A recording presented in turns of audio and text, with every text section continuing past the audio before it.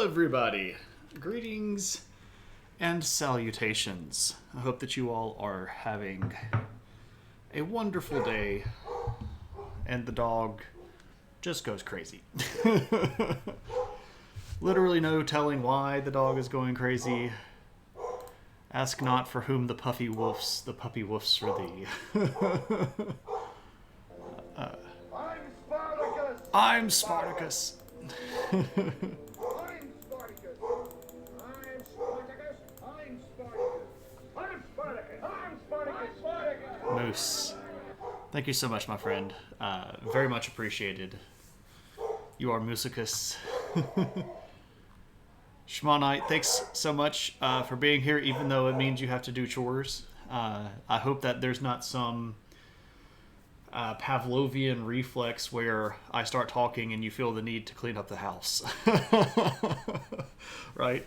Late Bloomer, what's up? Good to see you. Hope you're having a good one. Moose, thanks again for the support. Greatly appreciated, my friend. All right. So, yeah. Welcome, everybody. It's been kind of a long and weird day for me. I've been trying to do more exercise and be more active and stuff like that. And I have apparently built muscle, which means that I've actually gained weight, and that kind of threw me this morning. And then there's some other stuff going on that's, I mean, it's not like tragic, crazy stuff, but it's stuff that is a mess. And there has been a rash of bomb threats going on. So 13 colleges in Alabama, and today 4 colleges in my state, Mississippi, were targeted with bomb threats. And anytime stuff like that happens, like 99.99 times out of 1,000 or whatever, it's just some idiot being stupid. But I don't know, with all of the other kind of weird violent things that have been going on with schools, it caught me at a weird moment and kind of hit me at an oblique angle, and so I had a pretty bad brain morning. I started calling it bad brain, like I'm having bad brain right now. You've gotten back to lifting under doctor's orders. Well, that's good. Has your sense of taste come back? I know that you had mentioned that the medication you were taking had robbed you of taste, which sucks. Just got here. Bad brain. Anxiety spiral, Foggage. Not necessarily sadness, just like that thing where you get a little bit anxious and then you tell yourself that you're being anxious over nothing, and then it just sort of like turns into a giant furball. That kind of stuff. Also, how's it going? Hope you're having a good one. Taste is barely returning. You can start to tell that the healthy foods you're eating are healthy. Right? If you're gonna not be able to taste it, you may as well eat all of the good for you food, right? I can't remember exactly who it was, but somebody was yelling at you that you could only eat kale. Like, you should just eat kale, like nothing but kale. You can handle anxiety spirals when they're hunger related. Beyond that, I'm powerless. I used to be a lot more susceptible to that stuff after 2020, especially after the winter of 2020 to 2021. I have started talking with some people, including a licensed counselor, and I have built a sort of a tool chest that I can use to recognize when anxiety is coming and understand it when it's happening, and then try to head it off at the pass. Sometimes it works better than others. And I was doing okay after the first one, and then there's like round number 2, and then I was like, ugh, and then they knocked me on round number 3. Just moved. Yeah, I understand that. And it takes such a long time to develop a trust relationship with somebody, especially when you're going to have to like be really honest with those people. Yeah. Your chest starts to feel tight when you think about the U.S. government. I don't think that's necessarily anxiety. I think that's. I mean, I don't know. It might be anxiety. It could also be rage. I don't know your overall take on how you think things are going, but I could probably bet that you and I are not too far off when it comes to uh, ascertaining what's up in the world. Both. um, I'll just say this: you all don't necessarily know who I am as a person, but if you ever need somebody to talk to, you're always welcome to reach out. I don't necessarily check whispers here on Twitch very much, but I'm pretty active on Discord. If there's ever anything, even if you just need somebody to run your mouth to, I'll just sit there quietly and go make non-committal continuation noises to let you know that I'm still there. So, will I be able to make my new therapist laugh and like me and thereby win therapy? Right. I'm winning. I know what you mean.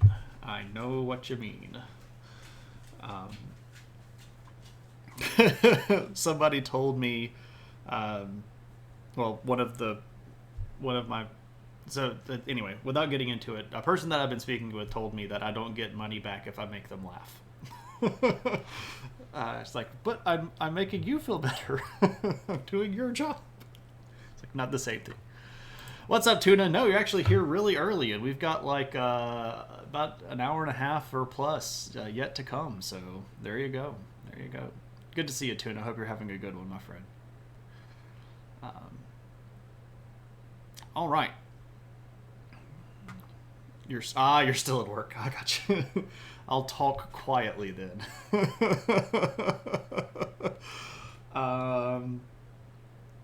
Okay, so yeah, let's all right, folks, we did okay on Tuesday, but we had to ramp up our derailing efforts.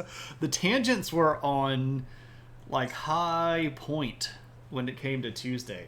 And I still managed at the end to try to keep it under 2 hours, and I was pretty close. I think I went like 10 minutes over.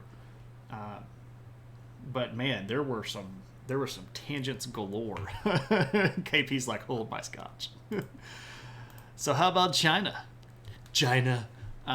Yeah, somewhat of a appropriate topic considering all of the current turmoil about whether or not Nancy Pelosi is going to visit Taiwan. I personally think that she should go. I think that we should very frequently, at least once a quarter, send some high-level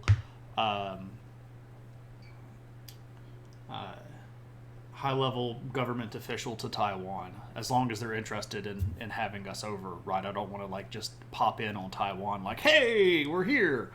But I think we should be much more vocal with our support about Taiwan. So Tuesday's tangents. There was a pretty good tangent about whether or not Viking is a lifestyle or more of a cultural group.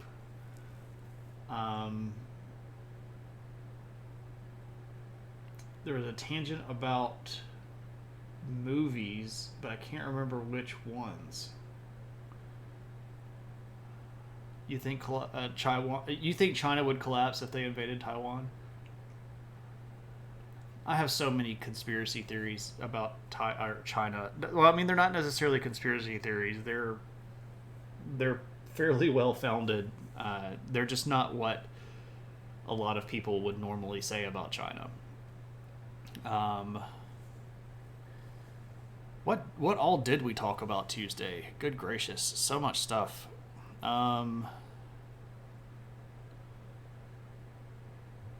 We were talking about a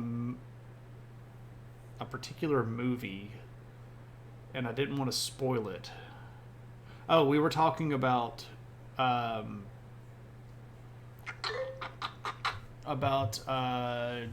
Multiverse of Madness.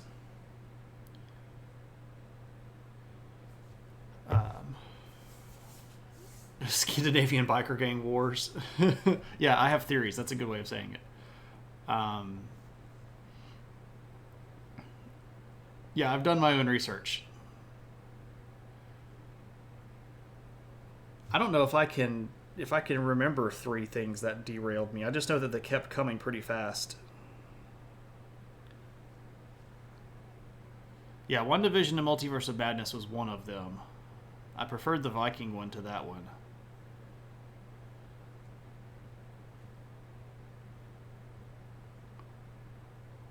Oh, just the dead air here is killing me. Isn't that bad? Let me look at Tuesday's outline and I can see if I can remember specifically anything that reminded me.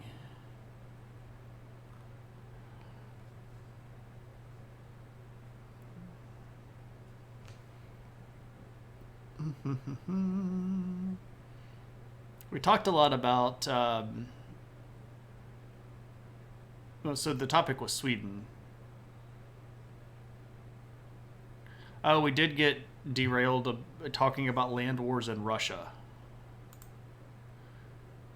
So that was a big one. So I think we're going to say best derailed was right off the bat with an opinion had about Vikings, then land wars in Russia, derail, then Multiverse of Madness, derail. I did watch Obi-Wan. I thought it was okay. I don't think it needed to be as long as it did, and I don't particularly care for the third act of the main female antagonist. I don't think that they did her a lot of justice in the writing. I think the acting was very well done, and the script was not. I think instead of it being 6 episodes, I think it could have been 5 or maybe 4 if each one was like maybe 10 minutes longer. I don't think it needed a lot of the stuff that it had, but I don't want to get into any stuff like that and spoil it for anybody. I did watch Everything Everywhere All at Once last night, Tuna, primarily on your multiple suggestions and other people's suggestions, and that movie was quite great. It was crazy in all of the ways that it was supposed to be crazy, and it was sentimental, and it had a really good story. The hot dog fingers, right? Indeed. That movie was a trip, and I really liked it. I really liked the ability that it had to go completely off of the rails and then zip right back on topic. It was a really good movie. They set her up for stereotyping. I wholeheartedly agree with that, and it was a dumb move. But, alas, that's what we got. Okay, so, here on Thursdays, we are going through history in chronological order.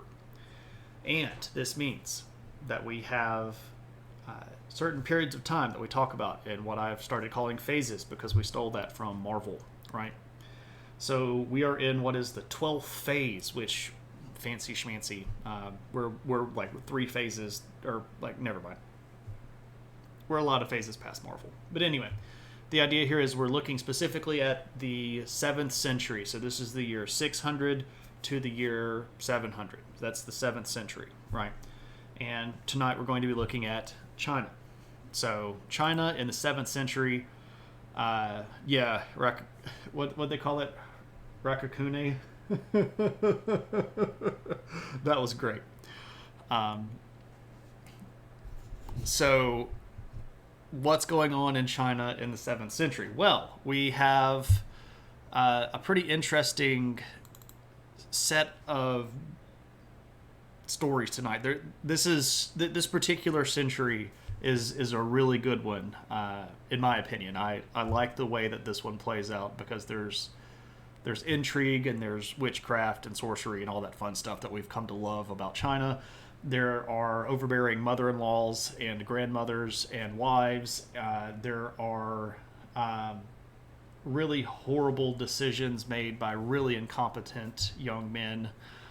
It has all of the things that are hallmarks of the larger corpus of Chinese history. And we're going to start talking about the Sui Dynasty, which is where we had left off in the last time that we discussed China, specifically with the establishment of the Sui Dynasty under a guy named Emperor Wen. But he is going to die in 604, and we're going to end up with his son, whose name is Emperor Yang. You can attest to overbearing Chinese wives. Nyuk, nyuk, nyuk. I'll just take your word for it, Shmonite. I'll just take your word. Emperor Yang looked like this. So here we go. If you were with us when we were discussing Korea a couple of weeks ago, you might recognize this guy. We talked about him briefly in context with the wars going on in Korea, but this here is Emperor Yang. And, well, let's just say he has some interesting policies. Oh, well, that's cool. I did not know that. Interesting stuff. I would love to go to China. There's so much history over there that I would just absolutely love to go see. So Emperor Yang is going to be on the throne from 604 to 617. And in that span of just 13 years, this guy sort of flips the whole script. All right? And he does a lot of stuff that is going to ultimately not turn out the best for his lineage in the long run. What is he going to do? Well, right off the bat, there were lots of problems with the Sui dynasty's power structure because they had taken over after a very, very long period of China being split into lots of little kingdoms, right? If you were with us when we talked about China last phase and the phase before, you might remember that at one point there were even 16 different kingdoms in China. So there are lots of powerful noble families. And the Sui dynasty had managed to cobble together a lot of those and form a reunified China that had control in the north and the south.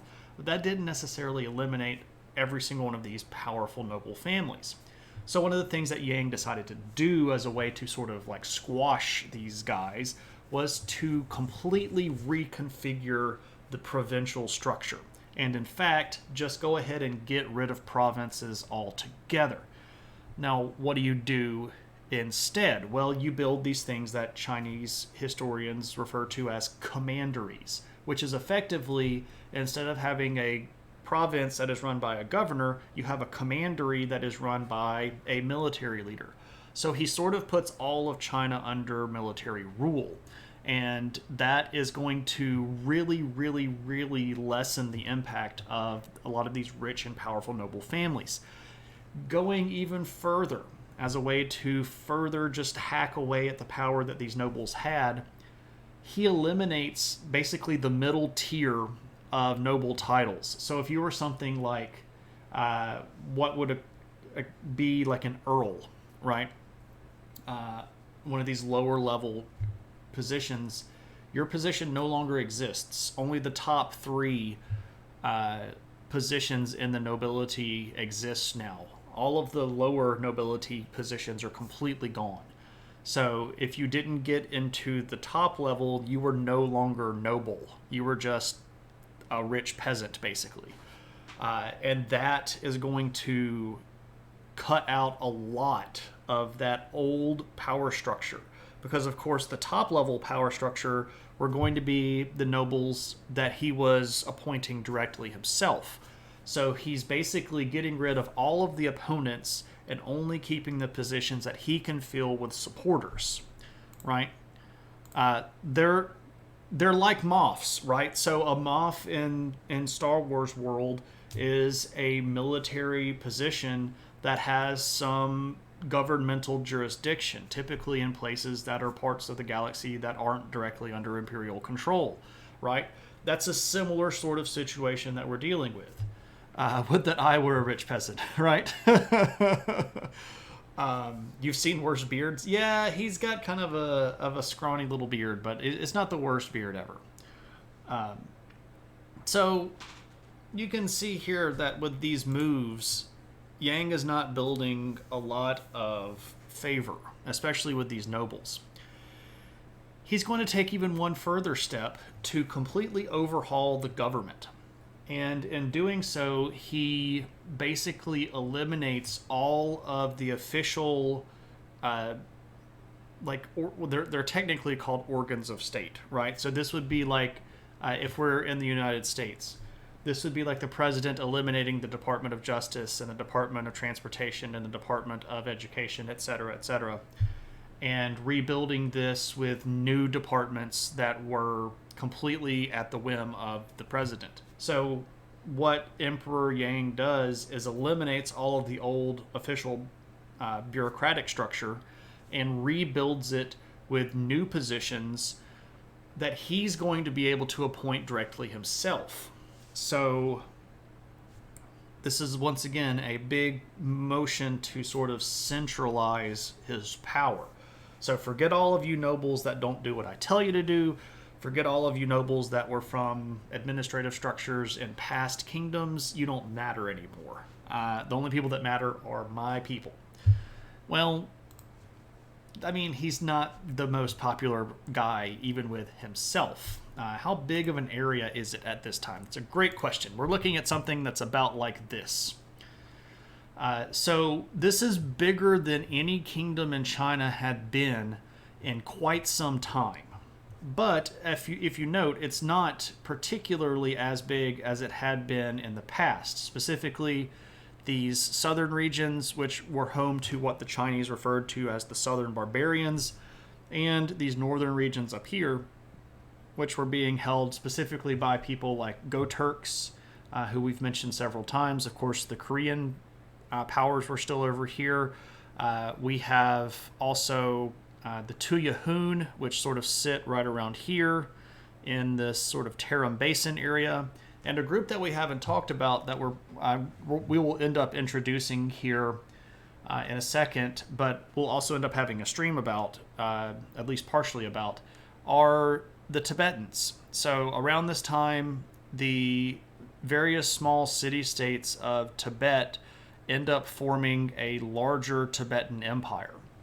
And we'll cover that in a later stream, perhaps even next week. I'm not 100% sure if we're going to do Southeast Asia or Tibet, or maybe some combination of both. I'm not 100% certain, but we'll figure it out. But China had a pretty good chunk of territory under the Sui. So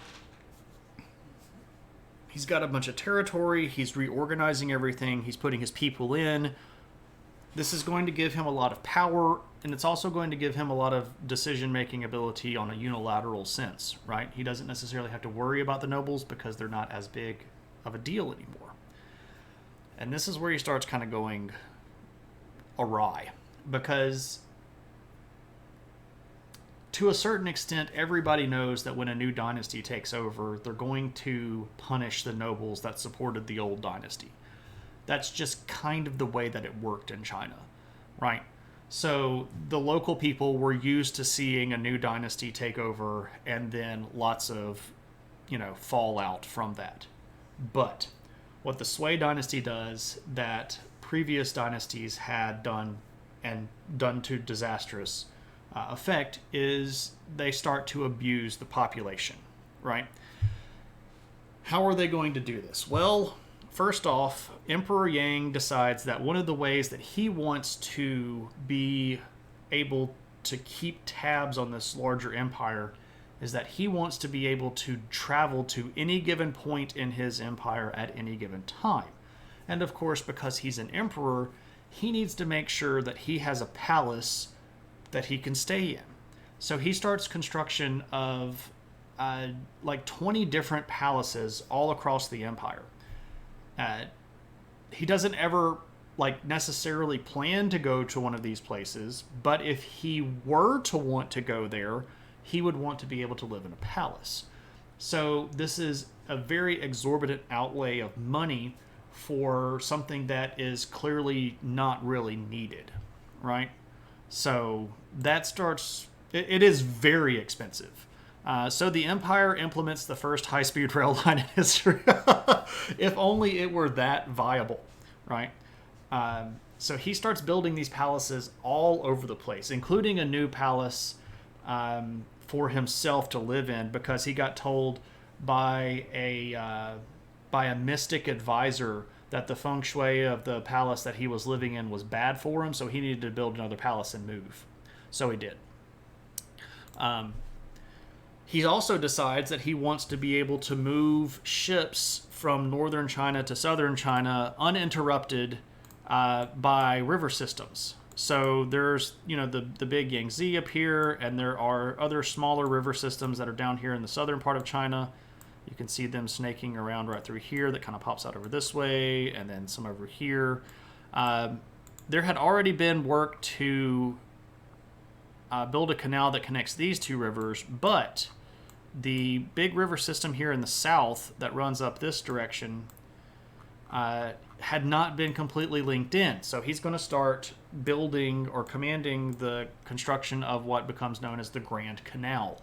And this thing is, miles and miles of long, and he wants it done really, really quickly. And to do this, he's going to force conscript peasants.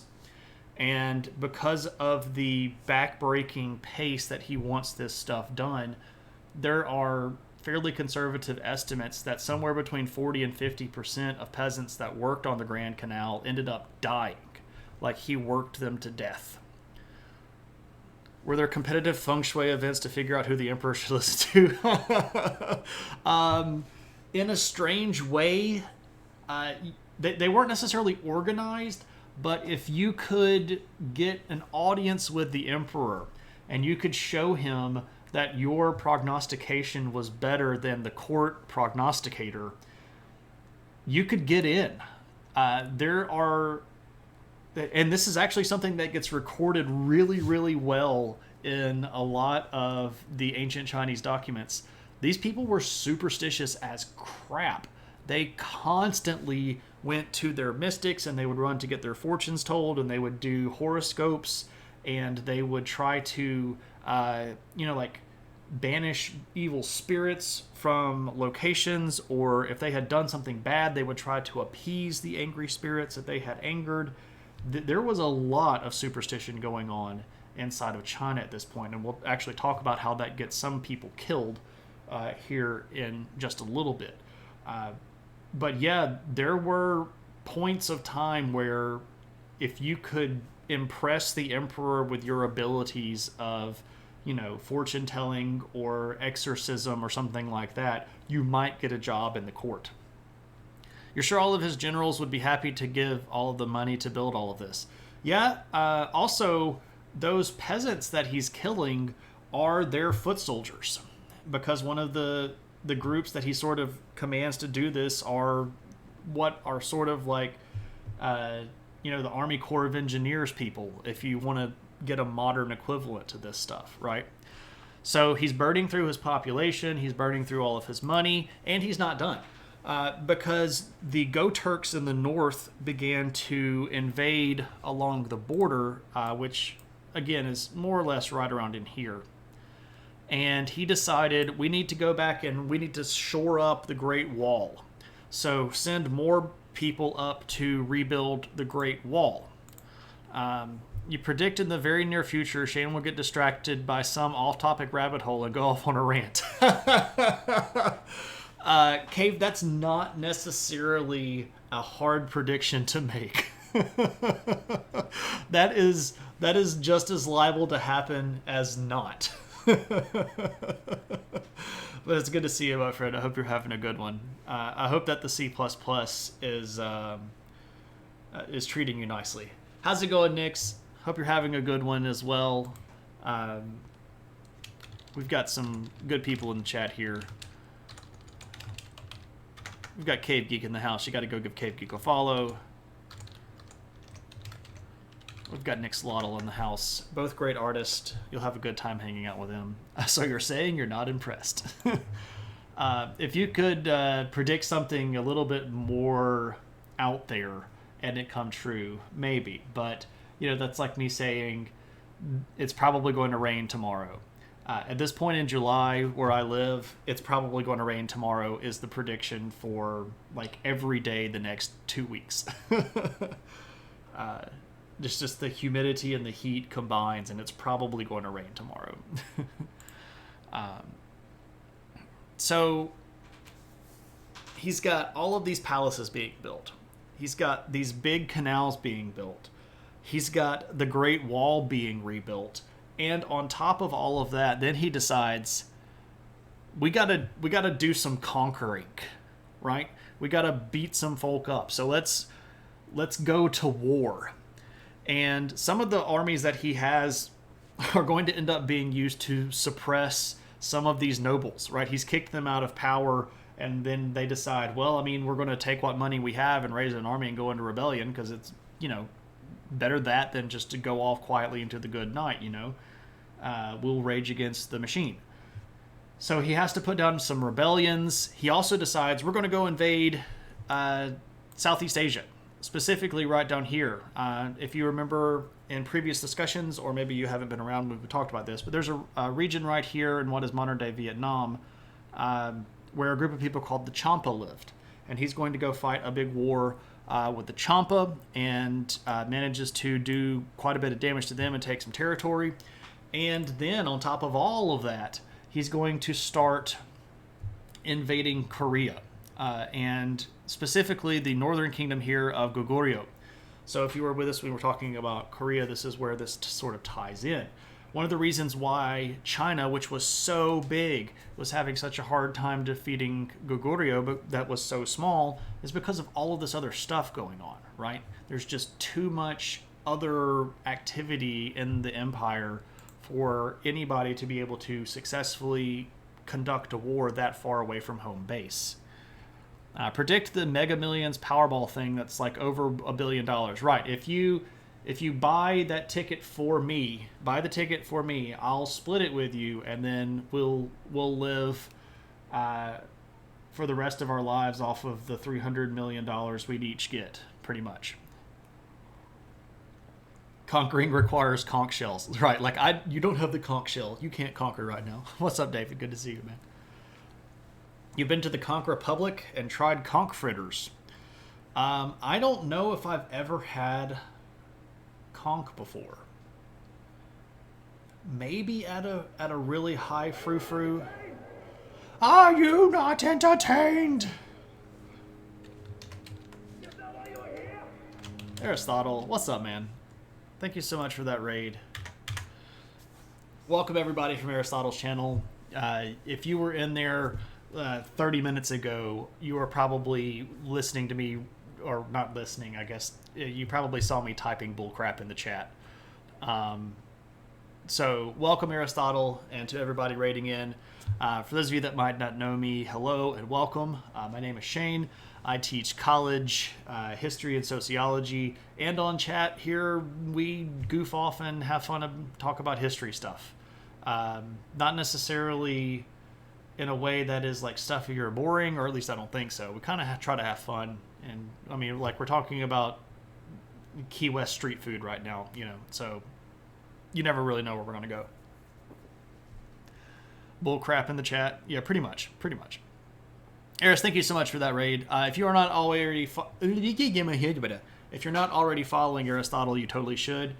He's a great dude. He's incredibly intelligent. He's got a PhD in philosophy, and he talks a lot of sense. And you should go listen to him talk sense, right? Let me catch up a chat. Get to the Champa. Yeah, it's Champa. Champa, like that. Wars in Southeast Asia are never cheap. That's true.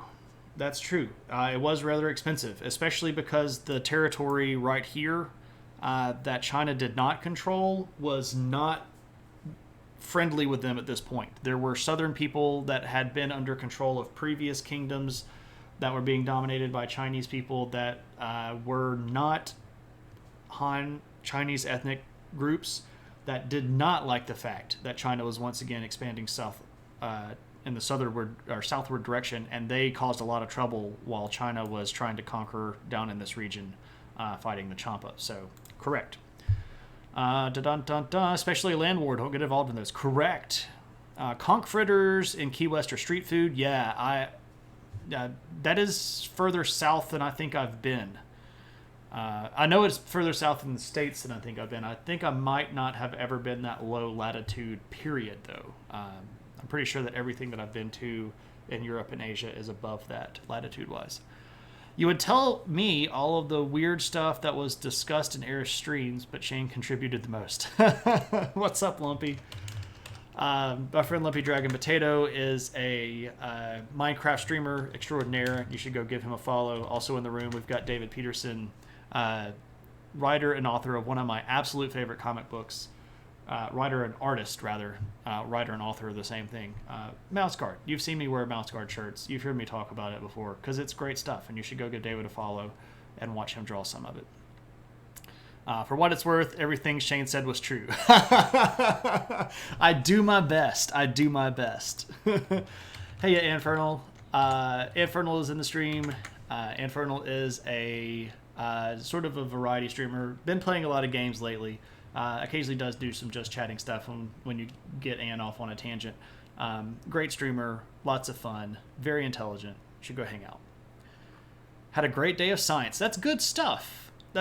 Lumpy. I know that you've not had lots of good days of science in the last couple of weeks. So I'm glad that you had a good day at work, man. I really am.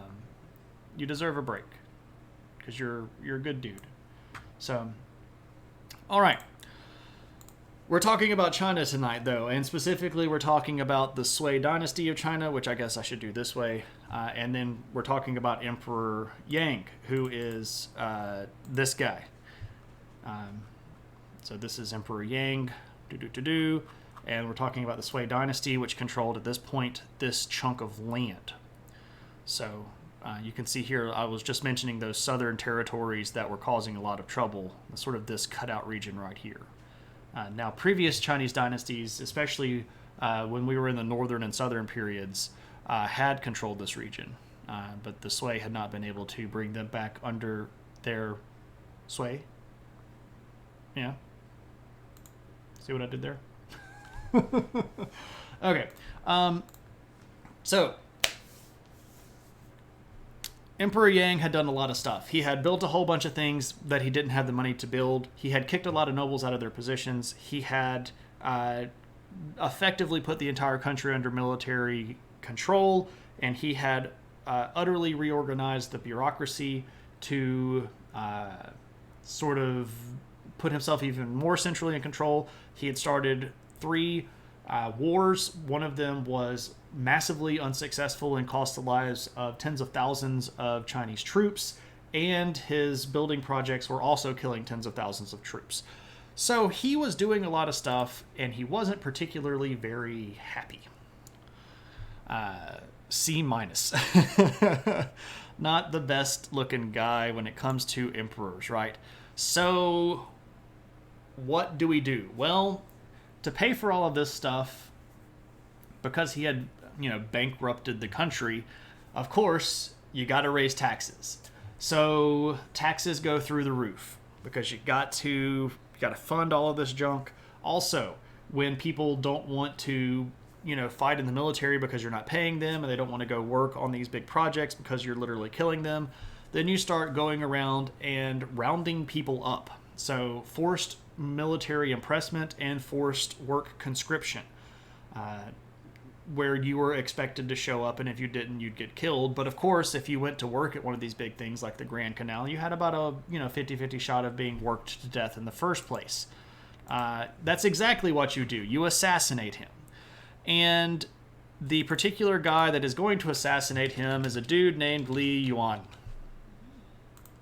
So Li Yuan is one of the generals, and the story goes that he had Li Yuan starts a coup in the capital city, and he goes up to the royal palace, and he catches the emperor in the royal palace, and Emperor Yang is like, look, here's the deal. I just don't want to go out slow. Can you just kill me? Like, I'll even kill myself. I just don't want you to, like, torture me or something. And Li Yuan's like, honestly, sure. When you're a terrible emperor and you don't even have the good looks to get away with it, right? Neil says, I can't believe you've caught you again with all the time you've come back to Twitch. Finding you, my friend, has been my exploration mission for the last month. Neil, if you spent a month trying to find me, dude, that is honestly pretty freaking cool. I hope that it's everything you dreamed that it would be. I hope that your month-long sojourn through the back forests of small Twitch streamers that do educational discussions is not for naught. So, welcome, Neil. I hope that you could feel comfortable to chat, do whatever you need to do, throw some stuff in there. We have a pretty laid-back atmosphere. Pretty much everything goes. And now you're Spartacus. I'm Spartacus. I'm Spartacus. I'm Spartacus. I'm Spartacus. I'm Spartacus. Spartacus. For the name alone. Tuna, thanks so much. I appreciate that. And Neil, welcome to the adventure. Sojourn is a fun word. It really is. I like it a lot. I try to work it into conversation as much as I can. So, I was Sparty first. Look, we're all Spartacus here. That's the whole point. So, Li Yuan's got the Emperor, and he goes, would you drink poison? And the Emperor's like, dude, I would totally drink poison. Do you have any? And this is actually recorded in the primary sources. They look around the palace and they can't find poison fast enough. And Li Yuan is like, look, dude, I don't want to like spend all day here. I just want you to die. And so Emperor Yang takes off his scarf and he's like, look, just strangle me with this. And so he does.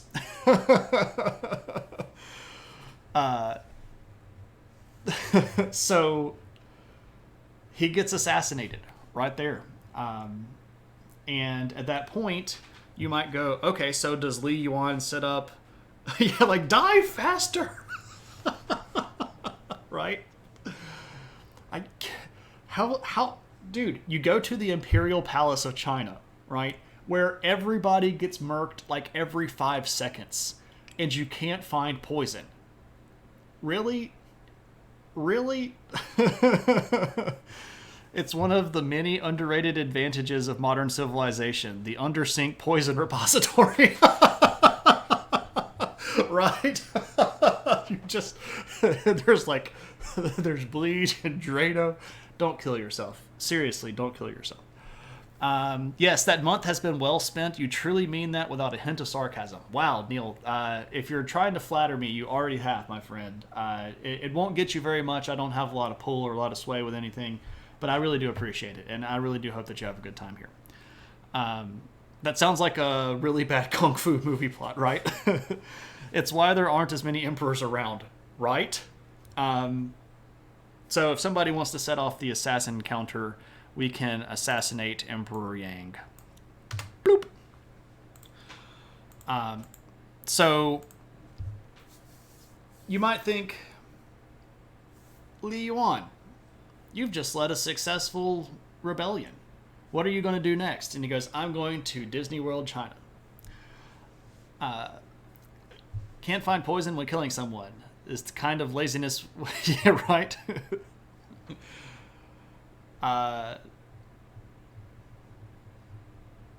Yeah, I think you missed an S there.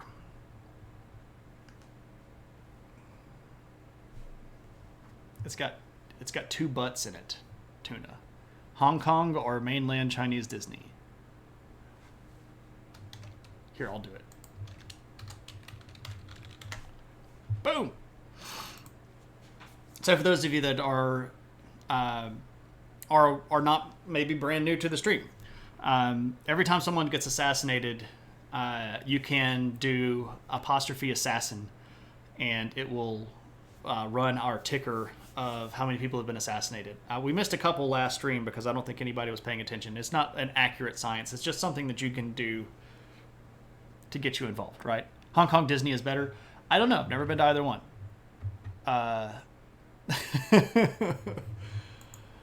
So we don't end up with a new dynasty. What ends up happening is that Li Yuan decides,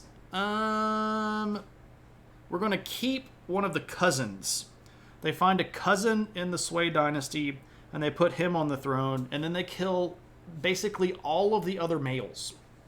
So they get it down to like one sort of young kid, and they put him on the throne as a guy named Emperor Gong. Spelled just like you think it is. He looks like this. Now, there's a really interesting story here that is probably not true, but it's fun to talk about. And the story goes... Wait, that's not him. I don't have a picture of Gong because he's not around long enough. I'm sorry, that was Galzu. I don't know what I was doing. Anyway, the story goes that Li Yuan had Emperor Yang buried in kind of like a crappy grave. And they kept having to move the grave because lightning kept striking it. And this was a sign that the gods or the ancestors were mad with this guy. And so they kept sending lightning to strike the guy's grave. So they kept having to move it around so that they wouldn't like start fires and stuff like that. Eventually, in the next dynasty, the first emperor of the next dynasty, a guy named Gaozi, is going to bury Emperor Yang in a proper tomb. And they actually just found this not too long ago. This is one of the few pictures that I was able to find about it, because China has been very stingy with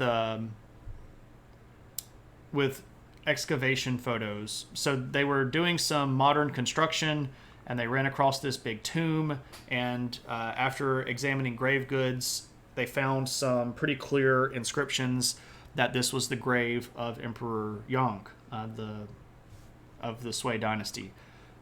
There are like 2 more pictures that you can find online if you really want to go look around at this, but this is the best one so far. So this would have been like the burial chamber, and you would have had some grave good stuff outside and a little area where you could have gone to sort of venerate the spirit. Just a question regarding Japan. You've tried to find anything on the religion of Japan before Shintoism, preferably their religion in the BC eras, but you couldn't find anything. What was it, and can you direct me anywhere to read? So the religion was basically Shintoism. So I get what you're trying to say, that Shintoism, as we understand it, as an organized, centralized, sort of standardized religion, didn't necessarily come around until the introduction of Buddhism, which happened in the 6th century. So prior to that, clearly Shintoism was just a collection of regional stories and animism.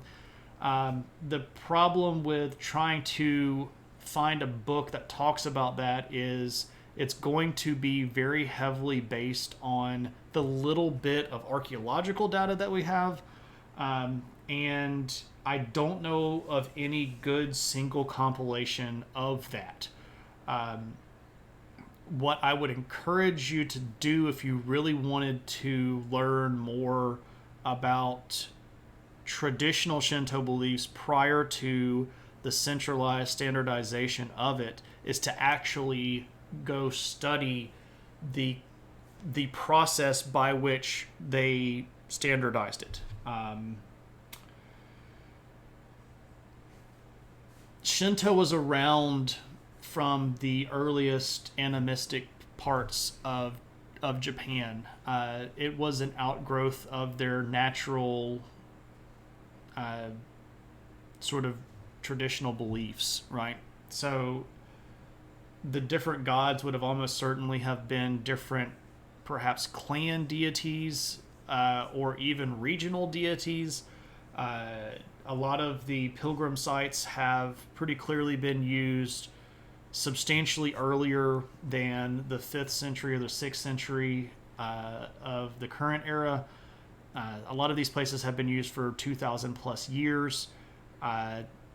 There's going to be, of course, the entire religion of the Ainu people, which is not going to directly be involved in incorporating into Shinto, but does have an effect on Shinto.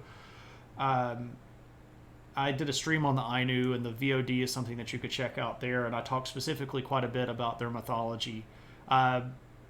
There is no wait. No, that whole stream was on Japanese mythology. Yeah. So there's a VOD, and the title of it is "Bear in My Heart," which is a pun on "Tear in My Heart" by 21 Pilots. Let me see if I can figure out what number that was. That was viewer request episode number 23. So if you roll back in the VODs to number 23 of viewer requests, you can watch Mythology of Japan. And that'll get you there. But we've been talking about Japan and the foundation of Japan for quite some time. We've covered them in multiple streams. Let me see if I can give you specific references. Adventures in History number 63.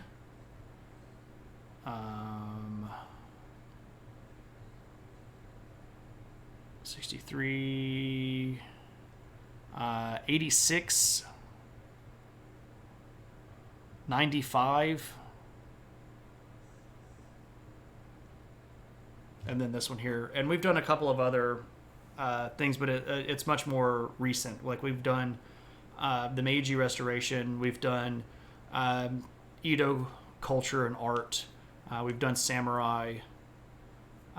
If you have specific questions, Neil, find me on Discord and just shoot me a personal message. If there's something specific that you have questions about, I'd be happy to talk with you as much as I can. I don't have any problem with that.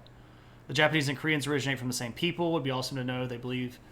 So the migration wave that initially brought people to Japan did come across a land bridge right here. So this region right here would have originally just been land. And when the first groups of people came up through this region, probably 45 to 40,000 BC, this would have been above water. It would have been ground because this is during the sort of, it's during the Ice Age, and the sea levels were significantly lower. And the people that moved into this direction were absolutely the same group of people. And then subsequently, during the BC period, during what we in Japan we refer to as the Jomon period, there's going to be a big second wave of migration, specifically from Korea into Japan, that's going to substantially change their physical culture. It brings in things like metallurgy. It brings in wet rice cultivation. There's a lot of cultural overlap that's going to start happening at that point.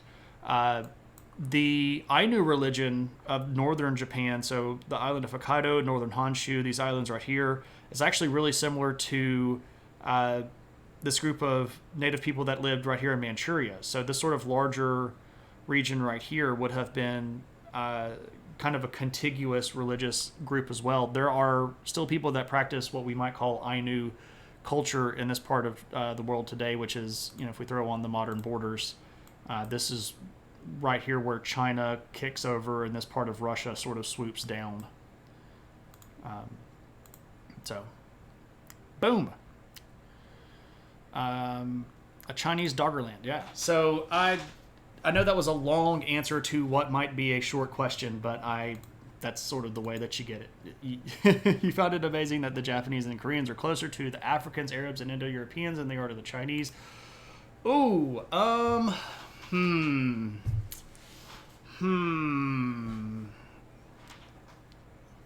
That's a rabbit hole that I don't know if I necessarily want to chase right now.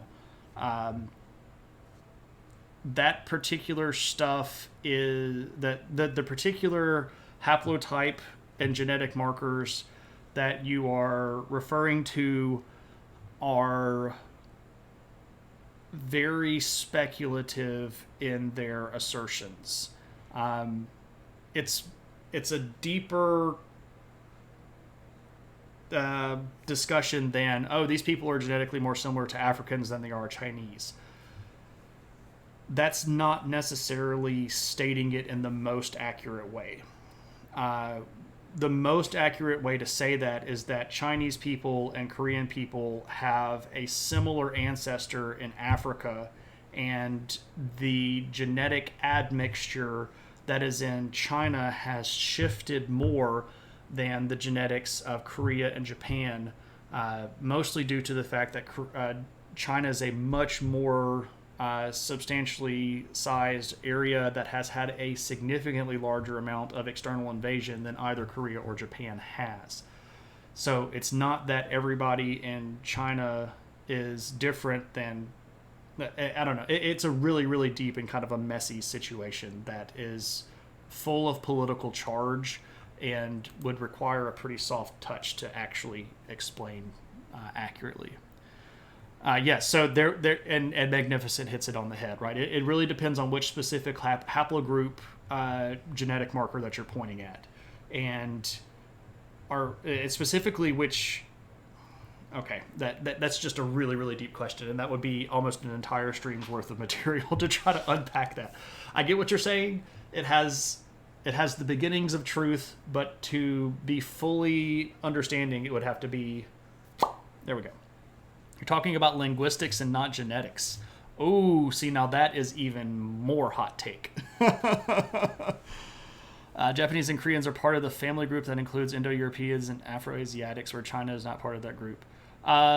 Linguistically, Korea and China, the languages that they speak are basically in the same gravity well as China. China had a way bigger impact on that.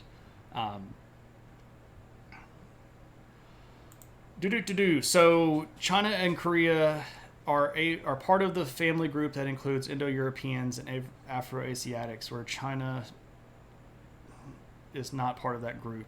I think the group is called Euro-Asiatics.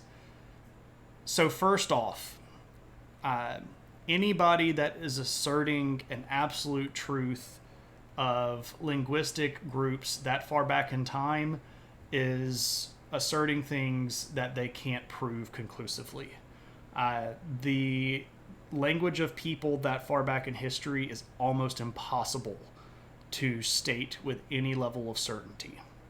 A lot of it is based on some pretty sketchy, speculative stuff, and even the linguistic stuff does end up routing back to the genetic material as well, because especially with the advent of that, the archaeoethnology that's out there that's trying to basically create the family tree of languages is relying ever more on the genetic tree as well.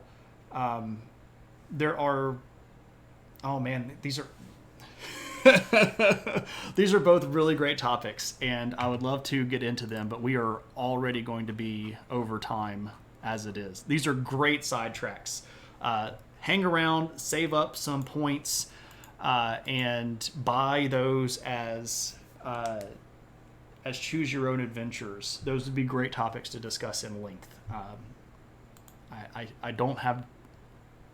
I wish I had unlimited time, but I don't. All right. But it's good stuff. So, Emperor Gong, what's up with this guy? He's put on the throne by Li Yuan. He's really just a puppet of Li Yuan. He really only exists to give Li Yuan power.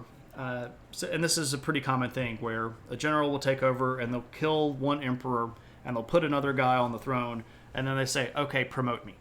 And they go, okay, you're promoted to Duke. And he's like, no, that's one step, but then you need to promote me to Prince, so that I'm basically next in line. And they go, okay, fine, you're promoted to Prince. And then, okay, get off the throne and give it to me. So Gong is really only a placeholder, and he's only on the throne for about 8 months, while he's giving Li Yuan all of these titles. And then when Li Yuan has all of the power and can step into the role of emperor, he tells Emperor Gong to abdicate, and so then he does. So the Sui dynasty goes away, and Li Yuan starts a new dynasty called the Tang Dynasty. and he's going to change his name to Gaozi. Dun, dun, dun, dun, dun, dun, dun, dun. All right. The Tang Dynasty. And this brings us to, so you had a bad sway, you take one down, you sing a sad song just to turn it around. You kill an emperor or two. By the way, Gaozi, one of the first things that he does is assassinate former Emperor Gong. So he's dead too. You heard this from the great course online in linguistics. The professor mentioned these family groups, which date back to approximately 11,000 BC. Yeah, so 11,000 BC is at the oldest sort of fringes of what we can sort of hope to call archaic linguistics, because we don't have any writing for another 9,000 years, and it's all really speculative stuff. And if you have a link to that stuff, I'd be happy to look over it.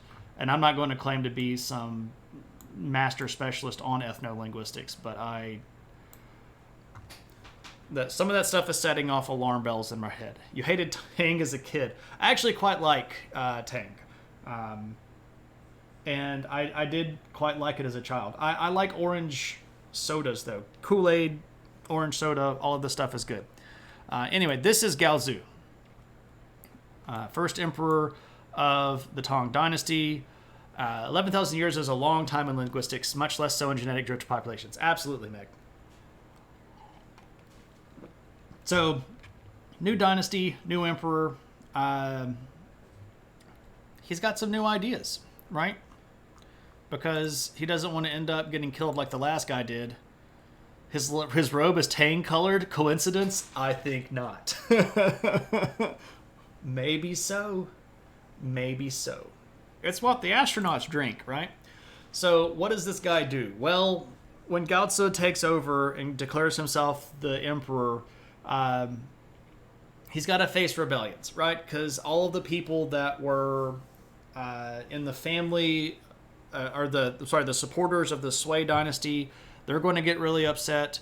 A lot of the generals that were counting on the Sui dynasties to sort of uphold their positions get really upset. The farmers go on rebellion because, let's just be real, they're the ones that are being abused the most.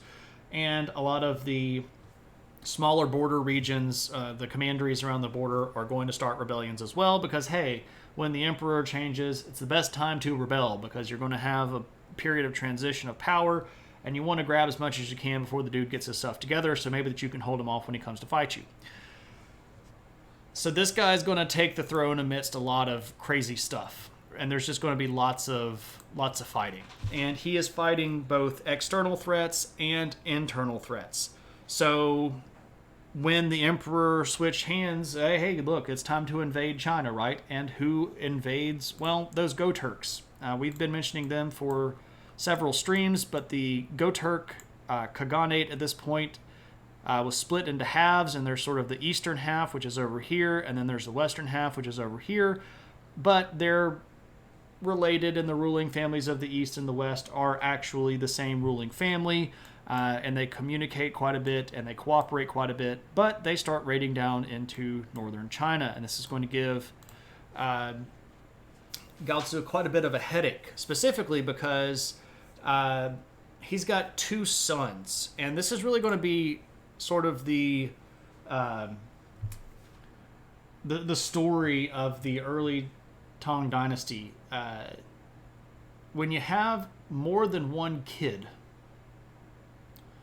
and both of them are about the same age, and both of them are fairly capable, they are going to compete with each other, right? If you have a sibling, I'm sure that you competed with your sibling, or you might still compete with your sibling, I don't know. But ideologically here, Gaozi has two sons, and I guess I could put them here because we're going to mention them like all the time. So let me go ahead and put their names up here. One of them is Shimin, and the other one is Jiancheng.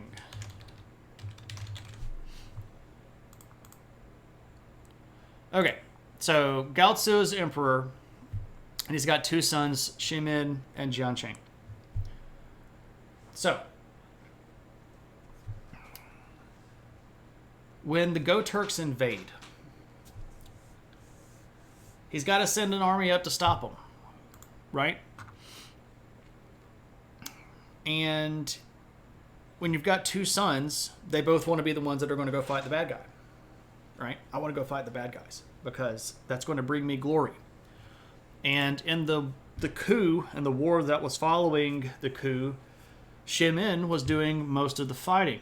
He was sort of the good, capable leader. He had actually been leading armies since he was 18.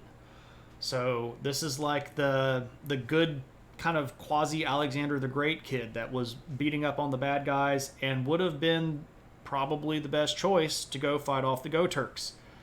But Dad decides to kind of cave to some of the griping and doesn't send him. He sends another brother instead. And this is going to start a rift between the brothers of, you got to go fight the Go Turks, and I was supposed to go fight the Go Turks. I can't believe you got to go fight the Go Turks. And they are basically going to be at each other's throat. And this is going to start a really bitter feud. And what ends up happening is Gaozu has to get involved, right? So the brothers are squabbling, and Dad has to come in and go, okay, look, here's the deal. I love you. You're my kids, but you're acting like jerks, and you got to stop this crap. So here's what we're going to do. You are going to go to this corner, and I'm going to give you some territory and you some soldiers, and your job is to hold that area down. And I'm going to give you some territory and some soldiers, and you're going to go to this area and hold that area down.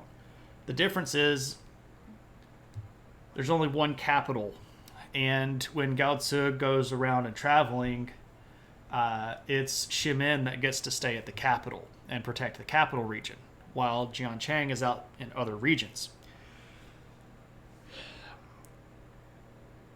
Because this is like the golden child, right?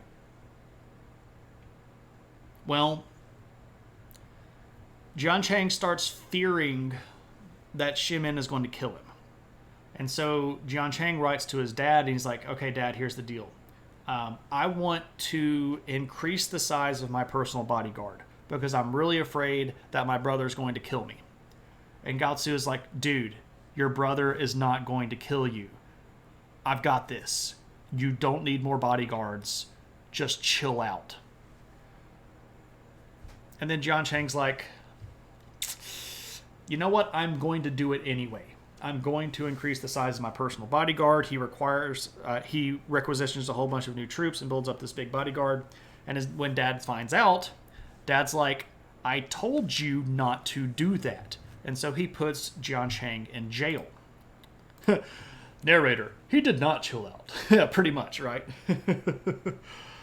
Great courses online on linguistics is a good start on Wiki the Family Trees. Wiki for the Juries of Families. Makes you later. Open. Let me look at that. I'll check that out after this stream. That's exactly what your parents said, right? Brothers fighting and leading to the downfall of an empire seems to be a trend in history. The foolish father who splits an empire between them seems to be a popular trend. Yeah, it's pretty much. It's what humans do. Well, I mean, stupid is not necessarily the word that I would use. We also have to remember that we have a much greater ability to look back in time than these people did. You know, like we have the modern internet where I can go find all of this history if I wanted to go dig it all up. And we have organized, fields that are specialists in reconstructing the past. So we actually know a lot more history than anybody in history did. And especially at this point in history, a lot of the ancient documents that were recording historical things were kind of... So a lot of the stuff that they would have been reading were Confucian texts that are bent towards Confucianism because a lot of them were written either by Confucius or some people after Confucius that put all of this stuff together. Things like, the Spring and Autumn Annals, the Book of Rites, the Book of Songs, Book of Histories, these things that are sort of quintessential Chinese Confucian histories. There were other things that had, like the War of Three Kingdoms and stuff like that. So they knew that stuff like this was out there, but how much of that did they actively read? How much did they actively involve themselves with studying the past and understanding what happened in the past? Probably not very much. We know that most of these people were literate, but to the extent that they studied all of this stuff and became experts in their own Chinese history, probably not. The study of history as a discipline is something that is really only going to be like some court advisor's job. You're going to have that guy that sits over in the corner and is constantly reading, and his fingers are stained with ink, and he's a giant nerd and kind of a jerk and doesn't really have good social skills. I'm basically just describing myself. And when you really need to know something, you go yell at him, and he comes and tells you what you don't want to hear, and then you call your court mystic and do what that guy tells you to do. So I don't know how much they would have known about how many times in Chinese history this same sort of thing had gone down. I don't know if they would have been able to learn from history the same way that we can. So I don't really necessarily try to consider them any more or less intelligent than we are. We just sort of have to be willing to put ourselves in their shoes and try to look at things from their perspective and see how they would have felt, right? How would you have felt if you had two sons that you loved and you were the emperor, and you just fundamentally knew that one of them was a better tactical leader than the other one, right? If you could only pick one son to defend the capital city, wouldn't you logically pick the one that was going to do the best job of defending it, right? Keep being the only channel on Twitch. No, I appreciate that, but there are a lot of other educational streamers out there. So Lumpy, this would have been a couple hundred guys, but specifically these would have been the best of the best, highly trained bodyguards that would have required a lot of resources to keep up. These would have been people that were almost certainly paid a substantially higher amount. They would have been consumers of more good stuff, because you treat your personal bodyguard better than you treat everybody else, right? Because they are guarding your person. And they get the good food, they get access to all of the games and the sexual desires that they want, they get the best quarters, they get the good armor, they get the good weapons, they get all of the best stuff. So this would have been a substantial increase in monetary and goods investment. So it wasn't necessarily that Jiang Chen didn't deserve it, because Shimin actually was trying to kill him. It was just that Dad had told him no, and then when you disobey Dad, he's the emperor, he has to make an example out of you, right? Because he was a general himself. Prior to being Gao Zi, he was Li Yuan, right? He was a general in the army. He was disciplined. You got to do what I tell you to do. This is the job. So he puts his son in jail. Now, that's going to be problematic, because the Go Turks invade yet again, and there has to be somebody sent up to the north to fight off the Go Turks. And because Jiang Cheng had done this before, they pull him out of jail, they put him in front of an army, and they send him up there. But this is where things get really interesting, because the particular Go Turk invasion was fairly big. And Gao Tzu really wanted to put the final nail in the coffin. He wanted to catch these people. He wanted to kill them. He wanted to take over their territory. He wanted to eliminate them as a threat. He sends Jiang Cheng up there with Jiang Cheng's army, but he also says, Shimin, we're going to take your army and give it to your brother, and he's going to take both armies and go up there and kill all the Go Turks. And this is where things go real sideways, because now Jiang Cheng has two armies and Shimin has no army, and he feels kind of cornered. So he decides, I'm just going to kill my brothers. I'm just going to kill them.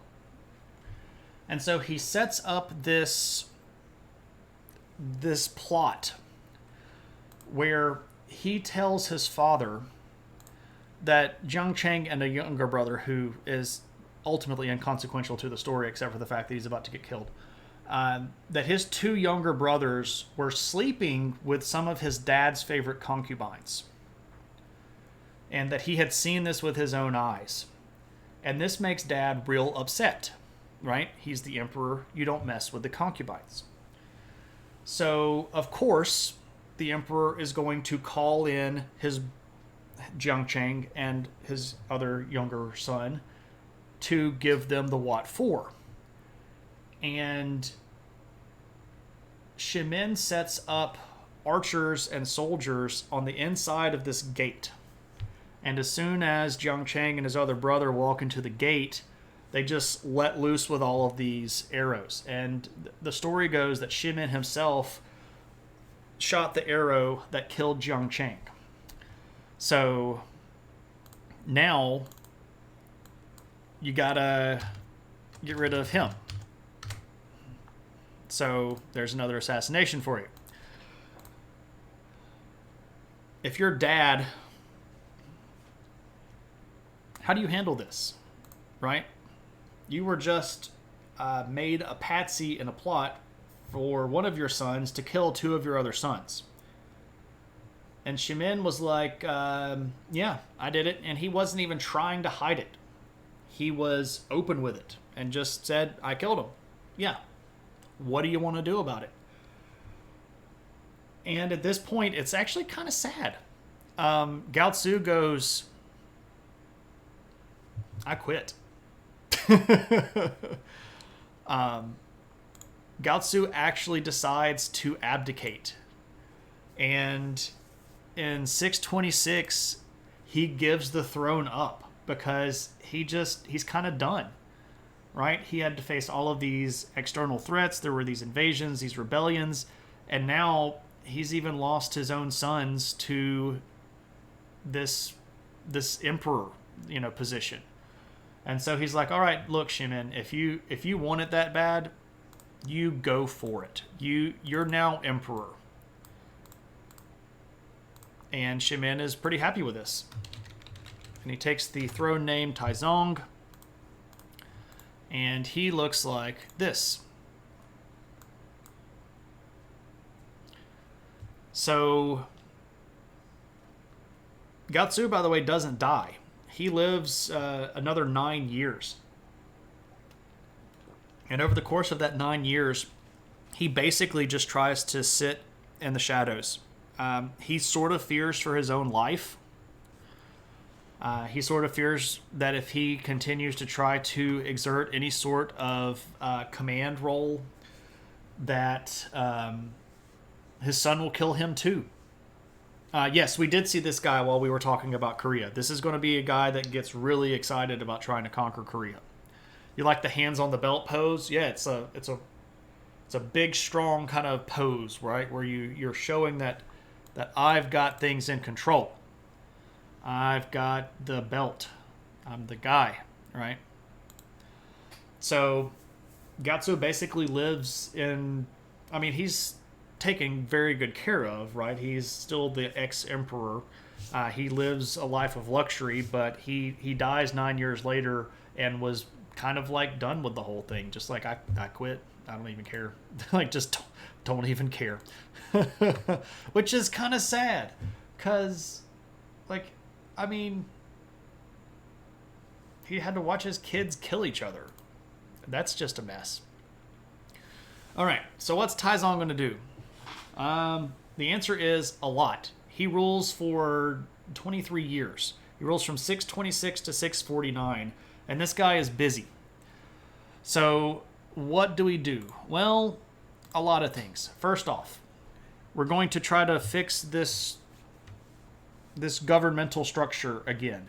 We're going to go back to using provinces, but we're going to build a federal system, which is really interesting. So he builds these things that he called circuits. So as an example of a federal system, in the United States, we have the federal government, which is centered in Washington, D.C., and then we have 50 state governments. So Taizong goes back to using provinces, so he sort of re-overhauls this from the Sui way of doing things. But he groups those provinces into small groups that he calls circuits. So there is the imperial level, and then there is an interstitial federal level at the circuit where there are 10 heads of the circuits, and then there are the provincial governors. And he kind of lets the provincial governors do a little bit more hands-on work, and he's going to appoint the circuit leaders. And the point of these circuit leaders is to constantly go around and monitor what the individual provincial leaders are doing, right? So he's got the image here of giving more power back to the locals, but in reality, he's snooping on them a lot more because these circuit federal power holders are going to show up and keep an eyeball on things, right? So this is a change, but he's also going to start pushing Confucian ideals.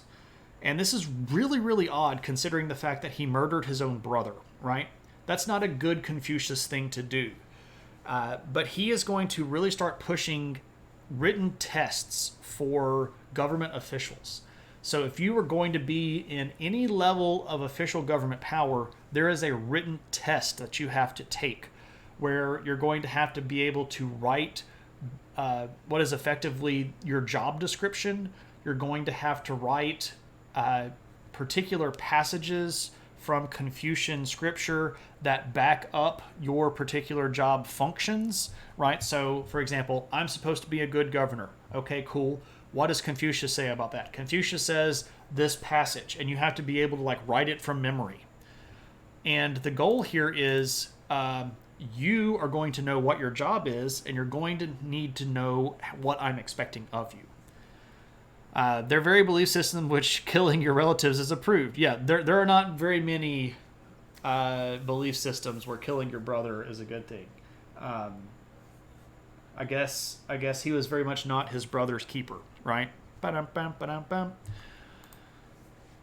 But what this actually manages to do is it makes smarter people get in government. Now, there's also a lot of cheating and a lot of corruption, and especially as the Tang Dynasty continues, which it does for a couple more hundred years, the cheating gets really, really bad. And we'll talk about that next time we come around to China. And I'll show you some stuff. I was going to show it here, but it doesn't completely fit. So another thing that he tries to do is be a little bit more tolerant of non-Confucian beliefs. Specifically, he tries to sort of bridge a gap with things like Taoism and things like Buddhism. Those had been very popular beliefs in China for quite some time, but the sort of imperial ideology had always been Confucian. And you're supposed to do what Confucius did, and that didn't necessarily completely agree with both Buddhism or Taoism. So he tries to and actually write some stuff himself that is a kind of these are okay. Let's take a look at this stuff. There's some value here kind of stuff. And this is, again, kind of an attempt at being a little bit more involved. Hello, BarkBox. You want to come over here and come see me? Well, come over here. We're being visited by the puppy. Well, come here. Oh, you've got to stretch first? Oh, yes. Must stretch before we come up. Come here. Come on. Yes, there's the puppy. Hello.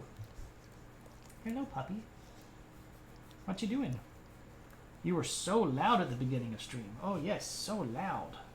Just all barky. What you doing? Give me some... Where you going? You don't want to come up here and see me anymore? Hmm.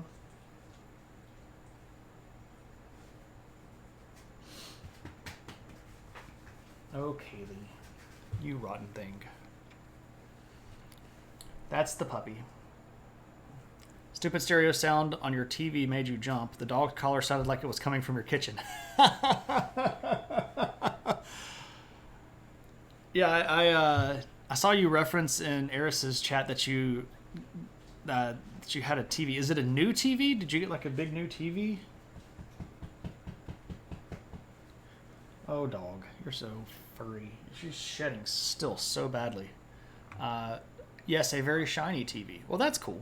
I hope that it's everything that you dreamed it would be. I don't know the last time we bought a TV. It's been probably 13. No, it's been a while. It's been a while, and I don't need it. I'm not going to get a new one until the one that I have like completely dies. So I'm not big on necessarily going and spending a whole bunch of money on tech that I don't really need, right? So we just bought one on Prime Day. Yeah, I thought about that. There were actually some pretty decent looking options, but again, didn't need it. I tried to, especially with big tech things, I don't want to buy something when I don't need it, because that inevitably creates more tech garbage, right? Like when my computer dies, I will salvage what parts of the computer that can be used and use it for the next one. It's hard to do that with a TV, right? So if I can repair the TV, I'll repair the TV. But I really want to use that until it's just absolutely done, because I don't want to make more garbage. Please name even a single time when you've needed a TV. Just a couple of days ago, my friends came over, and one of my friends had never seen Dodgeball. And we sat down and watched Dodgeball and used a TV for that, and it was a great time.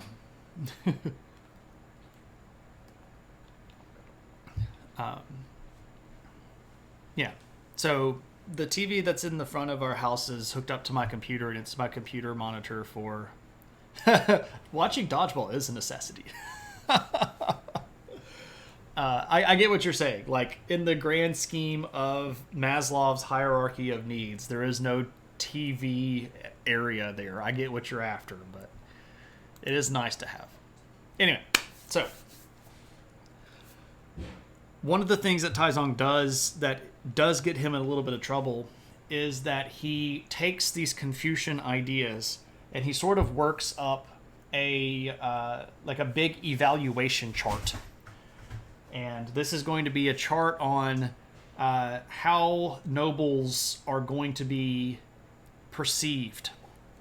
So he goes through all of the noble houses, and sometimes down to individuals within the noble houses, and he gets his people to examine their lives against these particular Confucian ideals, and then he ranks every noble in his kingdom.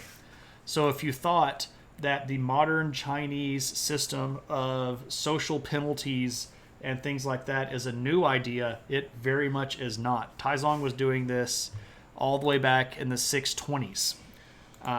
And when he gets all of these nobles ranked, he goes back in behind his sort of official rankers, and he manipulates people to bump down the people that he doesn't like so that he can give them bad ratings and punish them in public. Exactly, Noger. Exactly. Entertainment is a necessary for mental health. Thanks, Nix. I appreciate you backing me up. We've got Noger in the room. Everybody go follow Noger. Really smart dude. Great conversation. Come with your A game, because he'll tell you if you're using bad grammar and making arguments in a less than stellar way. I know, because I've done so, and I'm better for it. So go give Noger a follow. He's a great dude. He does philosophy on stream. It's a bold strategy, Kyle. Let's see if it pays off. The thing with Taizong, though, this guy is almost constantly at war. He had, family history fighting the Turks. He's going to go try to deal with them directly. And he's going to conquer the Eastern Turks in 630. He decides that the Tuyahun are also in his way, so he's going to make an alliance with the Empire of Tibet, and Tibet and China are going to attack Tuyahun. He's not going to directly annex that region, but he is going to appoint leaders in those cities in that area. And this actually is going to tick off Tibet, because Tibet sort of expected to get friendship out of that. We actually have this image here. It's a pretty great image. So this is the emperor of Tibet, or perhaps, an ambassador from Tibet meeting with Taizong. The emperor of Tibet actually wanted to marry a royal woman from the Chinese court, and that was sort of part of the deal with the alliance. And when China didn't, sort of cough up the princess, the Tibetans are actually going to go to war against China themselves. This isn't going to go so great for the Tibetans. They're going to attack the cities after China. I'm saying all of these areas as if everybody has the entire ancient globe memorized. Okay, so China's over here. The Empire of Tibet sat right here. And this region right here is where the kingdom of the Tulyahun people were located. And mostly this region is a big desert. You can see how empty it is. But around the edge, both the north and south edge of this area, there are these really big cities, specifically where you see this green stuff. So there's a city right about there, right about there, right about there, right about there, right about here, one over here, right? And these cities were vital to transcontinental trade. If you wanted to trade between Central Asia and China, you went through this gap right here and around one of these edges to get to China.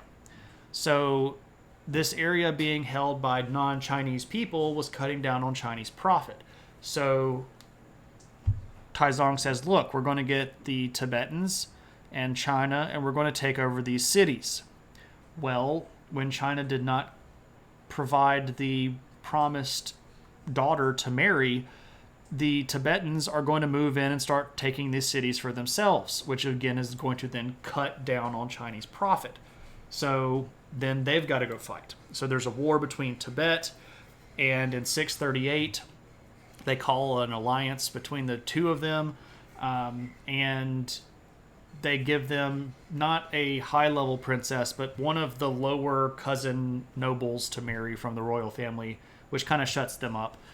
And then it's time to go fight the Western Turks, who are over here. The problem with the Western Turks is that they are really far away from China, right? So this is a long way from China's centralized network of command. That's a long way over here. So what's going to end up happening is they're going to push the Western Turks up in this direction, but they're not going to be able to conquer them. But in 640, they're going to be able to push them back far enough that they're not a problem. And then Taizong is going to change his mind back to Korea. So Lumpy brought up that this guy was one of the dudes that had invaded Korea. And he did so quite frequently. And this is going to end up providing quite a bit of trouble, but not necessarily any formal conclusion. They're going to invade a few times. They're going to beat up on the kingdom of Goguryeo in Korea, but it's not going to be the final say-so, if you will. And finally, in 648, Taizong is going to finally just decide, you know what, we're going to bring all of this into our territory. We're just going to fully conquer this whole region right here. So China is now stretched out in this weird, peninsula of territory that goes all the way over here into Central Asia. And then he dies. And he dies pretty suddenly. And of course, everybody's first question is, did he get poisoned? Probably not. Or did he get assassinated? The best explanation that we have is that he was feeling kind of sick. So he went to his court, his court doctor, who was also a mystic / potentially even a sorcerer, and got some pills. And a lot of people in the ancient world thought that a lot of stuff that is very much not medicinal was medicinal, right? So we've already had previous emperors who had poisoned themselves with mercury, thinking that, mercury was basically the elixir of immortality, and if you drank it, just a little bit each day, it would, make you immortal, because mercury never evaporated, right? It was a liquid, but it never evaporated. So it's eternal, even though we know it's a metal. At the time, they don't have molecular chemistry. So there's a theory that Taizong was taking some pills from his apothecary, and the pills ended up killing him. It wouldn't be the first time that it happened, but it doesn't look like there was any actual, what we might call, like foul play involved. But we are going to get a new emperor. His son's name is Gaozong. Taizong Gaozong. That is the break screen. This is Gaozong. So if you were with us in Korea, you saw this guy as well. Gaozong is going to take over as a fairly young guy, because his dad was young when he took the throne and only ruled for about 23 years. So he was probably in like his 40s or something when he died. So Gaozong is also fairly young. Now, he's old enough to kind of do his thing, but he's also going to be easily impressed. And in the early parts of his reign, he's going to have a lot of tumultuous issues. For example, what happens when the emperor dies? Well, everybody revolts because it's time to revolt because the emperor just died. And those Go-Turks are going to show back up. The East is going to declare itself independent. The Western Go-Turks are going to start raiding back into that Central Asian area. And one of the things that Gaozong is going to find himself needing is good advisors, because while he has been brought up in the imperial household, this is like, baptism by fire, right? You're throwing this young dude into the middle of a situation that even good, competent leaders would have trouble with. So he needs somebody to be an advisor to him. And it just so happens that he marries a young lady named Wu Zetian. And this is Empress Wu, who becomes his wife. Now, the thing about Wu Zetian is that she is incredibly intelligent and very well connected and knows how to play the game. And when I say the game, I mean that good old-fashioned game of politics. This is the Game of Thrones. Like, Wu Zetian would be absolutely at home in Westeros, and she would be a contender, right? She's that good at it.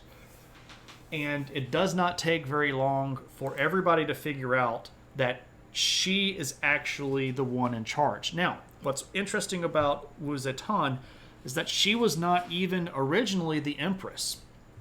In his early reign, Gaozong had married politically, of course, right?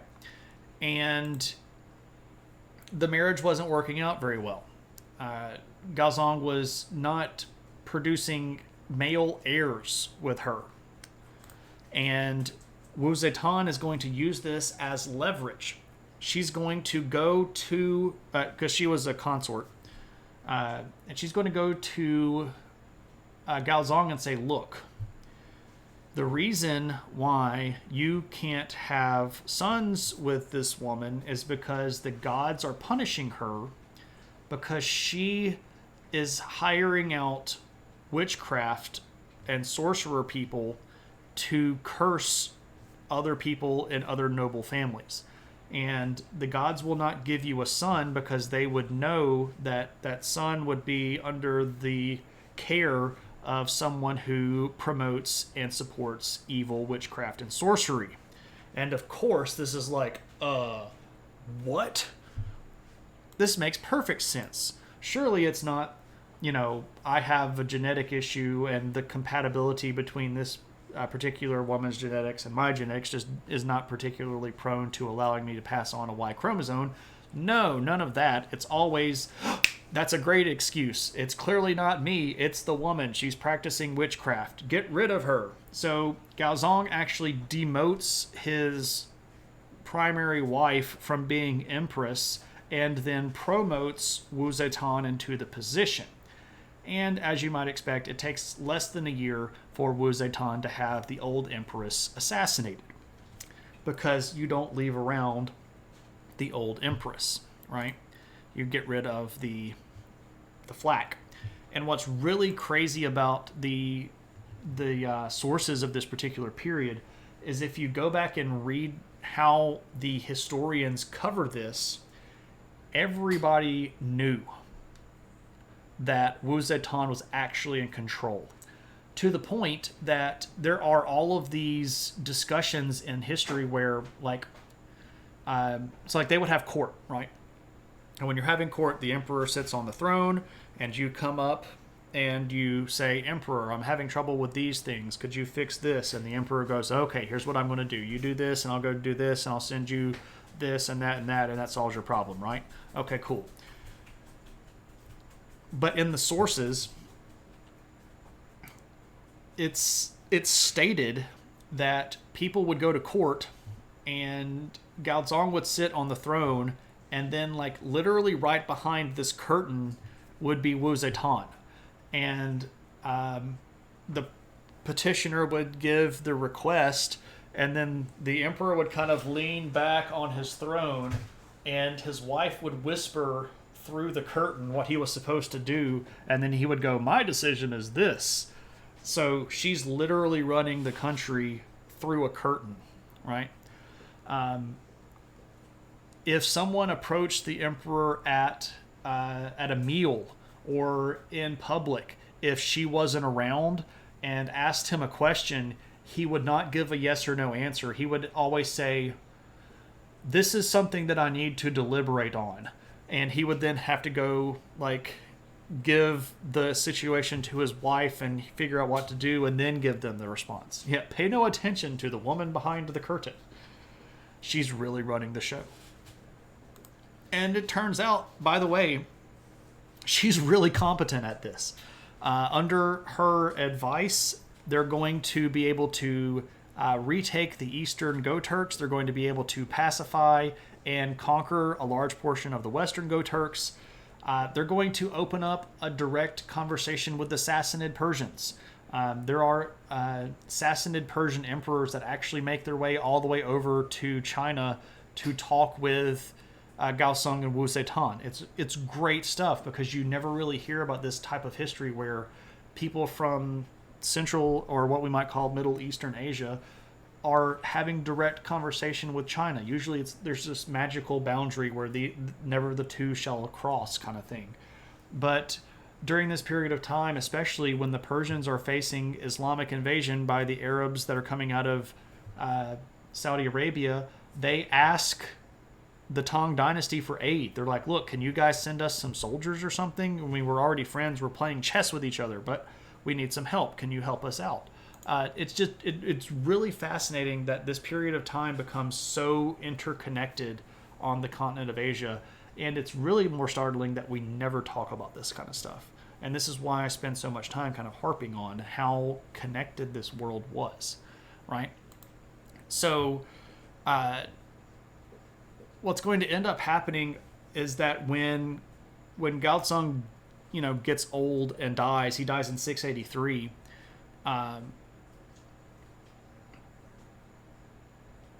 She's basically just going to become regent for her sons.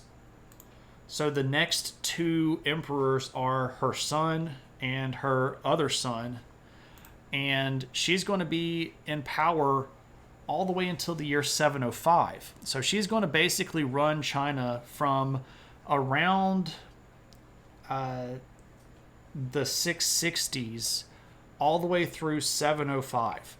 And for the years 690 to 705, She actually rules uncontested by herself as Empress Dowager Wu Zetian, which is really, really fascinating. She was not a regent to anybody. She held full imperial power. And it wasn't even like, oh, she's married to this guy and he's really the emperor. No, she was the empress. Uncontested, undisputed, the empress. And it's really, really freaking cool because she was the Senate. What's up, JMR? Good to see you, my friend. Everybody go give JMR a follow. When the gaming fork comes back, you're going to want to be there. You're going to want to hang out and play some games and build some stuff with JMR. He's a great dude. You'll enjoy your time hanging out there. I hope you're having a good day, my friend. Good to see you. So you might expect that, oh well, if she was a sole female ruler, the historians probably treated her really badly, right? Which is something that you could legitimately suspect. This happened in a lot of historical settings. Thutmose III in the New Kingdom of New Kingdom of Egypt. This is the 18th dynasty. Took over after his mom Hatshepsut, and then sort of had historians smear her and took a lot of credit for stuff that she had done because, oh, you don't want the good woman to be in charge. Procopius in Rome writes an entire litany against the wife of the emperor Justinian, this lady named Theodora, because he thought she was horrible because she was really effective at running the show. So you might think that maybe the historians treated Empress Dowager Wu Zetian badly, but they didn't. They actually record her in a kind of a rave review. She cut corruption, was basically championed as unbribable and untemptable. She expanded the territory that China controlled. She's going to oversee a pretty big chunk of territory. So if we look at the rule that she had, you can see that we've taken under the banner all of the Eastern Go-Turks here. We've expanded into the Western Go-Turk territory. We're all the way over here, almost to the Caspian Sea, right? We are so far into Central Asia. This would have been territory that's in modern-day Afghanistan. And all of this was part of this larger Tang dynasty under Wu Zetian. She was a really, really great leader, right? She was great with the budget. She had a fair tax structure that cut down on the overhead of the empire while being able to cut taxes. And she left behind a giant chunk of money. But she was also super ruthless. If you challenged her, she was going to kill you. If you claimed to be some, Tang Dynasty cousin guy that was going to be like, taking over the country, you're dead. If you are a political opponent that says you have to get married again because you can't rule the country as a woman by yourself, you're going to get killed. If you get caught practicing sorcery, you're dead. She kind of had a whole policy of running down anybody that was practicing black magic and killing them out. So it's almost like the Inquisition. Super fascinating individual. And in the history of China, it's kind of rare that we get to end on a really high note of a really good, competent ruler that has their stuff together, that is not going to be all, mired in some scandal or some garbage like that. And Empress Dowager Wu Zetian is that ruler. And we'll go out on a high note tonight. So we left behind the Sui dynasty. We reorganized China. We had a whole bunch of wars against Turks and Koreans and Champa and more Turks and ourselves, but makes a good setting for a tabletop RPG, right? I mean, look again at this map. Look at how broad this territory that they control is. It's super cosmopolitan. If we look at the map here and we put our modern borders up, she's controlling all of this territory today that's like Kazakhstan, Uzbekistan, Tajikistan, Kyrgyzstan, again down here into what is modern day Afghanistan, and this sort of Kashmir region here, the territory right here around the Tarim Basin, or the old Tuyahun territory. She's got all of this under protectorate, all the way over here into the northern part of Korea, all the way down to the islands off the coast here of China, down into the northern part of Vietnam, and then over here into the sort of Southeastern Asian plateau here. A little bit of Tibetan territory, but not all of it. Tibet was still hanging on. It's a big chunk of territory.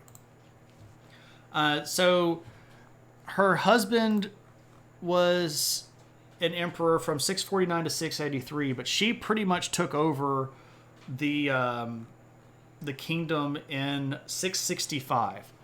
So her husband was still alive, but she was very basically running the kingdom from about 665 until 705. So that's 40 years. 40 years under her. That was a really high watermark of China. Really, really interesting stuff. So, makes for, it'd be fun to play tabletop RPG in this territory of China, or even this time period of history where you have this sort of transcontinental connection between all these different peoples, right? You could have somebody that is a Persian Zoroastrian in a party with a person who was best friends with Muhammad, with a Visigoth and a Byzantine noble person and a Chinese mystic, and they could all be in the same D&D party because they would have all lived at the exact same time. This is a super fascinating period of time, and that's one of the reasons I was so excited to talk about this. The previous couple of centuries of Chinese history, I will admit, are very, very difficult. The constant shift in political titles, and we take over this country and then we rename it something else, and when they lose this part to this other dynasty and they take us back over and we change our name again, and we've changed the name of this territory 5 times in the last 60 years. That's very difficult to track. Politically speaking, it's almost impossible for me to remember who's married to whom, whose daughter is married to this general's son, and all this stuff. The 400s and the early 500s in China are very, very difficult times of history to study, especially after the Jin Dynasty falls in 420. So from like 420 to 581, 581 is when the Sui Dynasty takes over. That period of time is really tough. But here comes the Tang Dynasty, and they rule for a long time. And yes, the Tang Dynasty is considered one of China's golden ages. And when we come back to them next time, they get even bigger and even better. So this is just like the first benchmark of the coolness, right? There's a lot more left to talk about with the Tang Dynasty. One of my favorite dynasties of China, by the way. I really like this period of time in China. But I've said that now a couple of times. All right, so that is all for me. But if you all have any more questions about this particular material, or if you want to redeem any channel points or anything like that, now is a great time to do so. I'm going to go see who's streaming so that we can figure out who we're going to go raid. China is like a spectrum. And it goes from really, really disunified and full of really big mess kind of politics, all the way through these sort of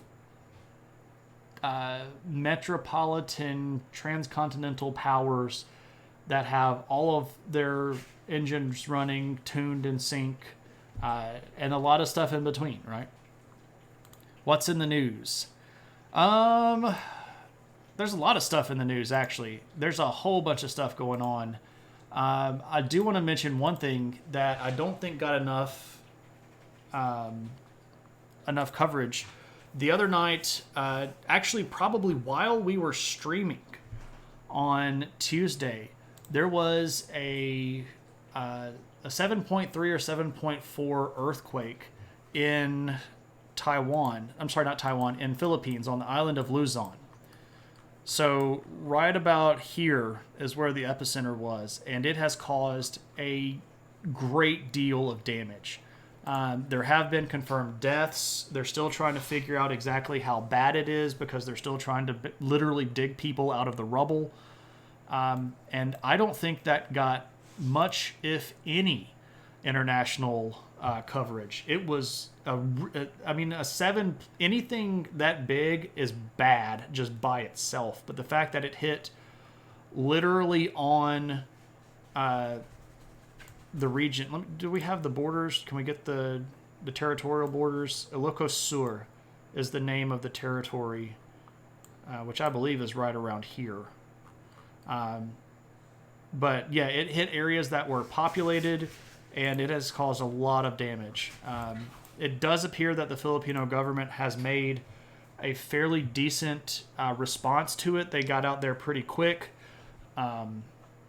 So hopefully, that's going to be something that is not going to be as devastating as it could have been if they just, sat on their hands. But yeah, that was something that I just didn't see a lot of that.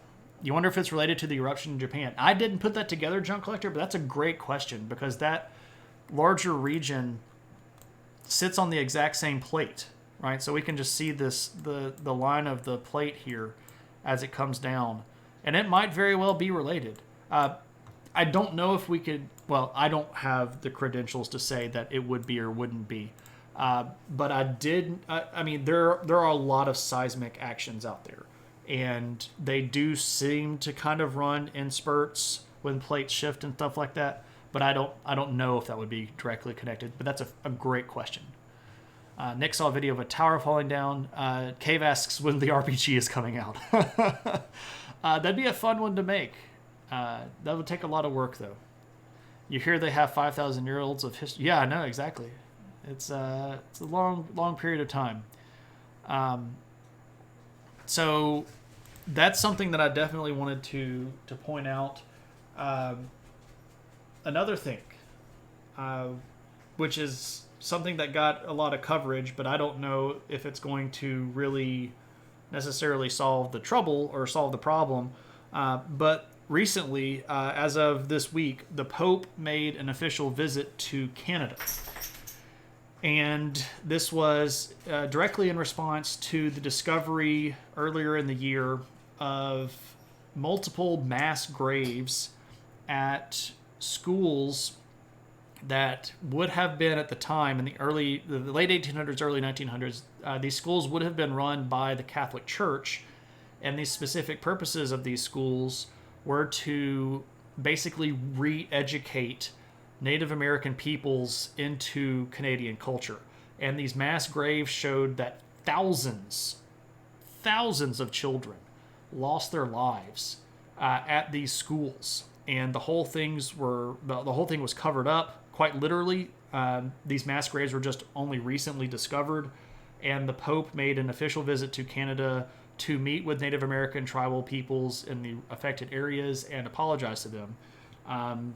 It went over sort of okay, but there's a lot of unanswered questions about how the Catholic Church is going to try to take responsibility for that. I know that I have to sneeze.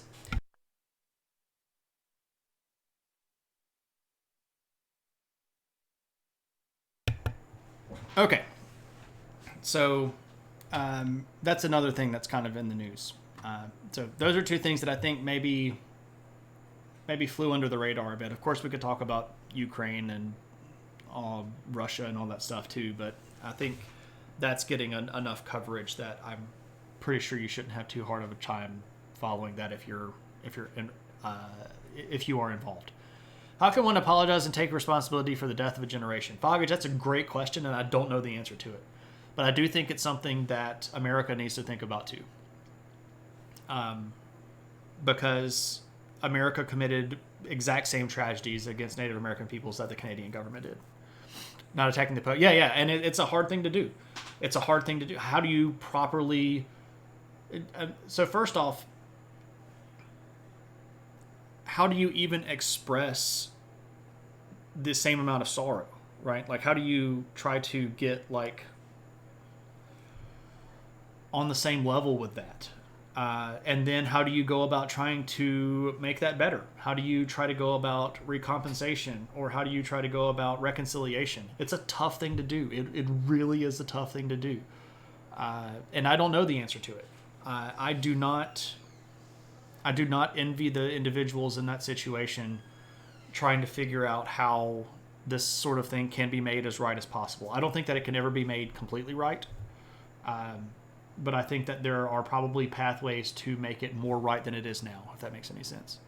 Ukrainian coverage has dropped off a lot from what you've seen. It might just be that I've got so many alerts set up that I just keep getting it shoved in my face. You worry that the news cycle is getting bored of it. That's quite possibly as well. That is something that a lot of people, especially people in the European Union, have already been running into. A lot of the discussions by European Union leaders and media people is like Ukraine fatigue, right? And they've been talking a lot about how the fatigue of what has set in is not, how do I say this the right way? Like, the threat of Russia is increasing while Europeans' overall perception of the threat is decreasing, right? Because they haven't directly invaded another country yet. They haven't directly attacked another country yet. So as long as it's contained within Ukraine, a lot of people in other European countries might be feeling like, okay, well, we thought they were going to invade everything and they're just going to invade Ukraine. Okay, that's fine. And a lot of people might think, okay, by the way, I'm not saying that it's fine. It's absolutely not fine. But there's that worry of, like, you know, as the threat to Ukraine increases, is the interest going to decrease? You would watch a stream about what's it? Not recompensation, restoration, the 40 acres. You mean in America when we did Reconstruction? Because we just did that just a couple of weeks ago. Reparations. Reparations. Ooh, that would be I don't know if that would necessarily be a history stream, but that would be a tough one to do. And I don't know if I am qualified to speak to that. I could talk about it academically, but I don't know if I'm the best person to even talk about it academically. Just in general, not in just USA. That would be a tough one to try to figure out.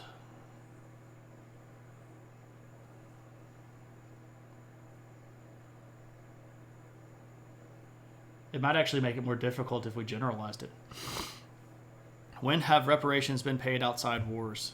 That's a tough one, and the answer is not very many times. What worked and what didn't? Yeah, that would be a hard thing to research, because I can only think of a few off the top of my head, and it wouldn't be enough to fill up a channel. What's the correct number of money for each death? Yeah, Shiggy, how do you put a dollar amount on a human life? It's a tough thing to do, man. You feel a lot of people are getting tired because the war is dragging, and a lot of people expected it to end quickly. Yeah. I didn't think that it was going to start. I'll go back and eat the bullet. I really didn't think that Putin was actually going to invade. And I still think that he played himself to the brink too far and then realized that he had to. I don't think that he initially intended to. I think he was trying to just be a jerk and then caught himself in his own trap. But nobody expected this to be quick but Putin. I think KP got that exactly correct. You think the math people did the math, and U.S. folks average about $3 million. We value our lives at about $3. That's crazy. I've not seen that. I mean, I'm not trying to doubt it, but I've never actually seen particular values put out like that. That's really fascinating, though. $3 million. Huh.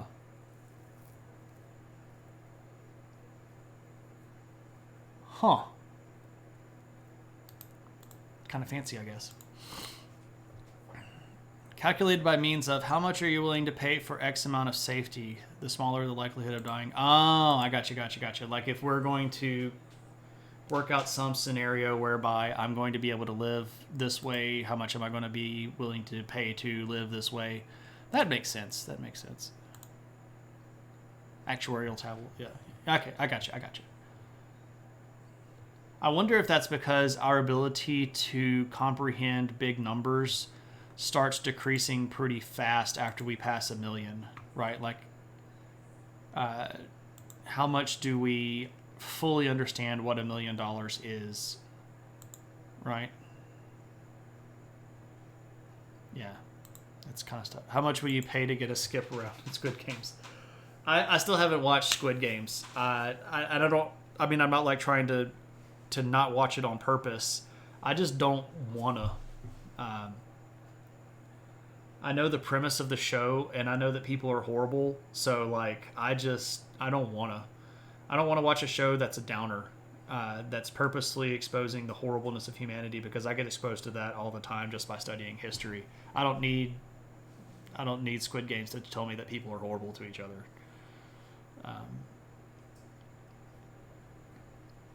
Yeah, I don't want to watch 8 episodes of a bummer show to get to the 2 episodes of Heart. So, I mean, it's just not. I'm not like mad at anybody for watching it. It's just like I don't really feel drawn to watch that. So, I mean, I feel like I know more or less what it's about, and to me, that's kind of all that I need to know, right? 1 million is about 2 4-bedroom houses in the suburbs. Holy moly.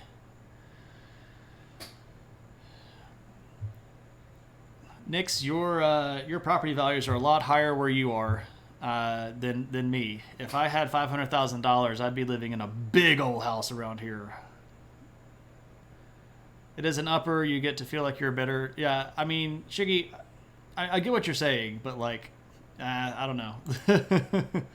You're mad at me for not watching it. Sorry, Moose. You challenged me to a duel to the death in a game show. Alas. You found out your coworkers haven't gone to see Total Recall, so I'm going to organize a drink night.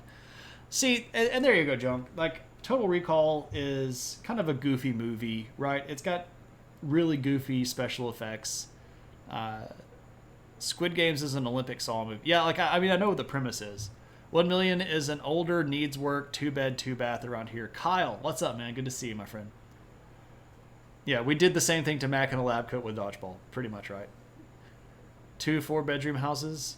Man, that was Texas 8 years ago. Yeah, property values in Texas are blowing up right now. Just blowing right up. Right up. All right. Do you lovely people have any questions or comments or anything like that? Otherwise, I think that we are about to go do a raid. So I'm kind of tired.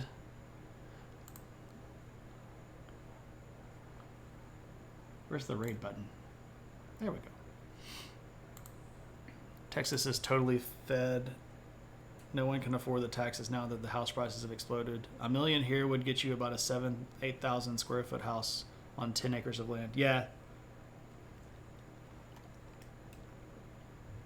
Rent plus property taxes. Are 2 4-bedroom houses cheaper or more expensive than 1 8? Shiggy, I don't know, man. Oh, so you're like, yeah, DC area is especially expensive. Especially expensive. Yeah. Yeah, that makes a lot of sense. I feel you. Inside DC, you couldn't afford a studio? Yeah. Well, I guess if I ever go to DC, we'll have to try to meet up and hang out.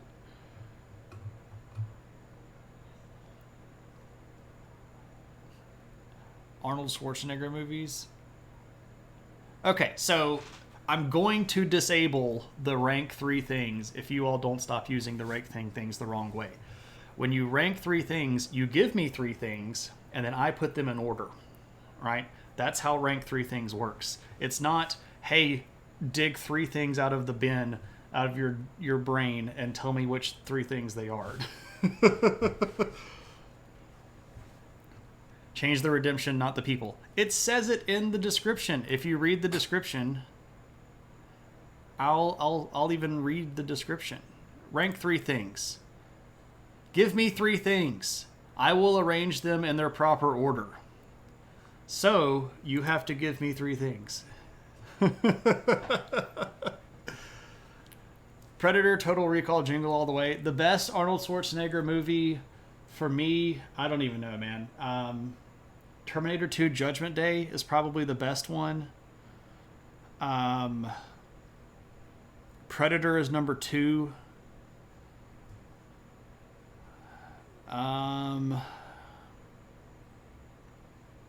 True Lies, number 3. Terminator 2, Predator, True Lies. Yeah. I think that's correct. Right thing. Shane, Brittany, Doggo. The correct way to order that is Brittany, Shane, Dog.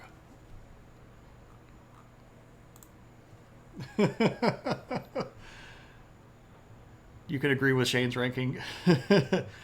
Moose, I legit thought about Kindergarten Cop. I legit did think about Kindergarten Cop. I really did. No. It's okay, JMR. It's just, it's gotten to the point where nobody uses it right, so everybody thinks that's the right way you're supposed to use it. So maybe I need to reorder that. Maybe I'll retitle it. Give me 3 things to rank. Maybe that's what I'll do. I'll just retitle it, and then we'll do it the right way. I'm not mad at you, man. I'm not mad at you. It's just it's a recurring thing, and it's a lot longer for me to try to dig junk out of my brain than it is if, like, you give me 3 things. I can put those in order pretty quick. All right. Rank list of things. Kindergarten Cop. Hey, man, Kindergarten Cop is a good one. It's a good one. I'm not even disappointed. I'm just like, ugh. Hard mode. Rank worst Arnold movies. Oh my gosh. We're gonna go raid. Serena Malion, who is an incredible artist and is currently working on some painting. And Serena is a delightful streamer that usually does a lot of art, but sometimes plays all of the great games that we love. You know, the really difficult ones like, you know, Bloodborne and Dark Souls. Conan is great stuff. I do like Conan, but if we're talking about great movies, Conan is great in its own way, but it's not necessarily a great movie. I would rather watch Conan than a lot of other Arnold movies, but the camp factor is pretty high.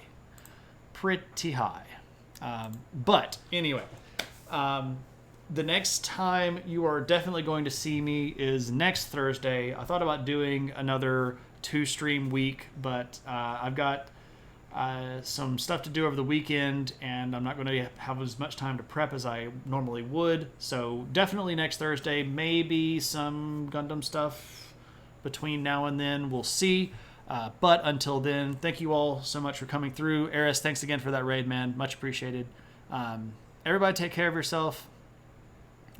Give yourself some love. Give yourself a break, and I'll see you next time.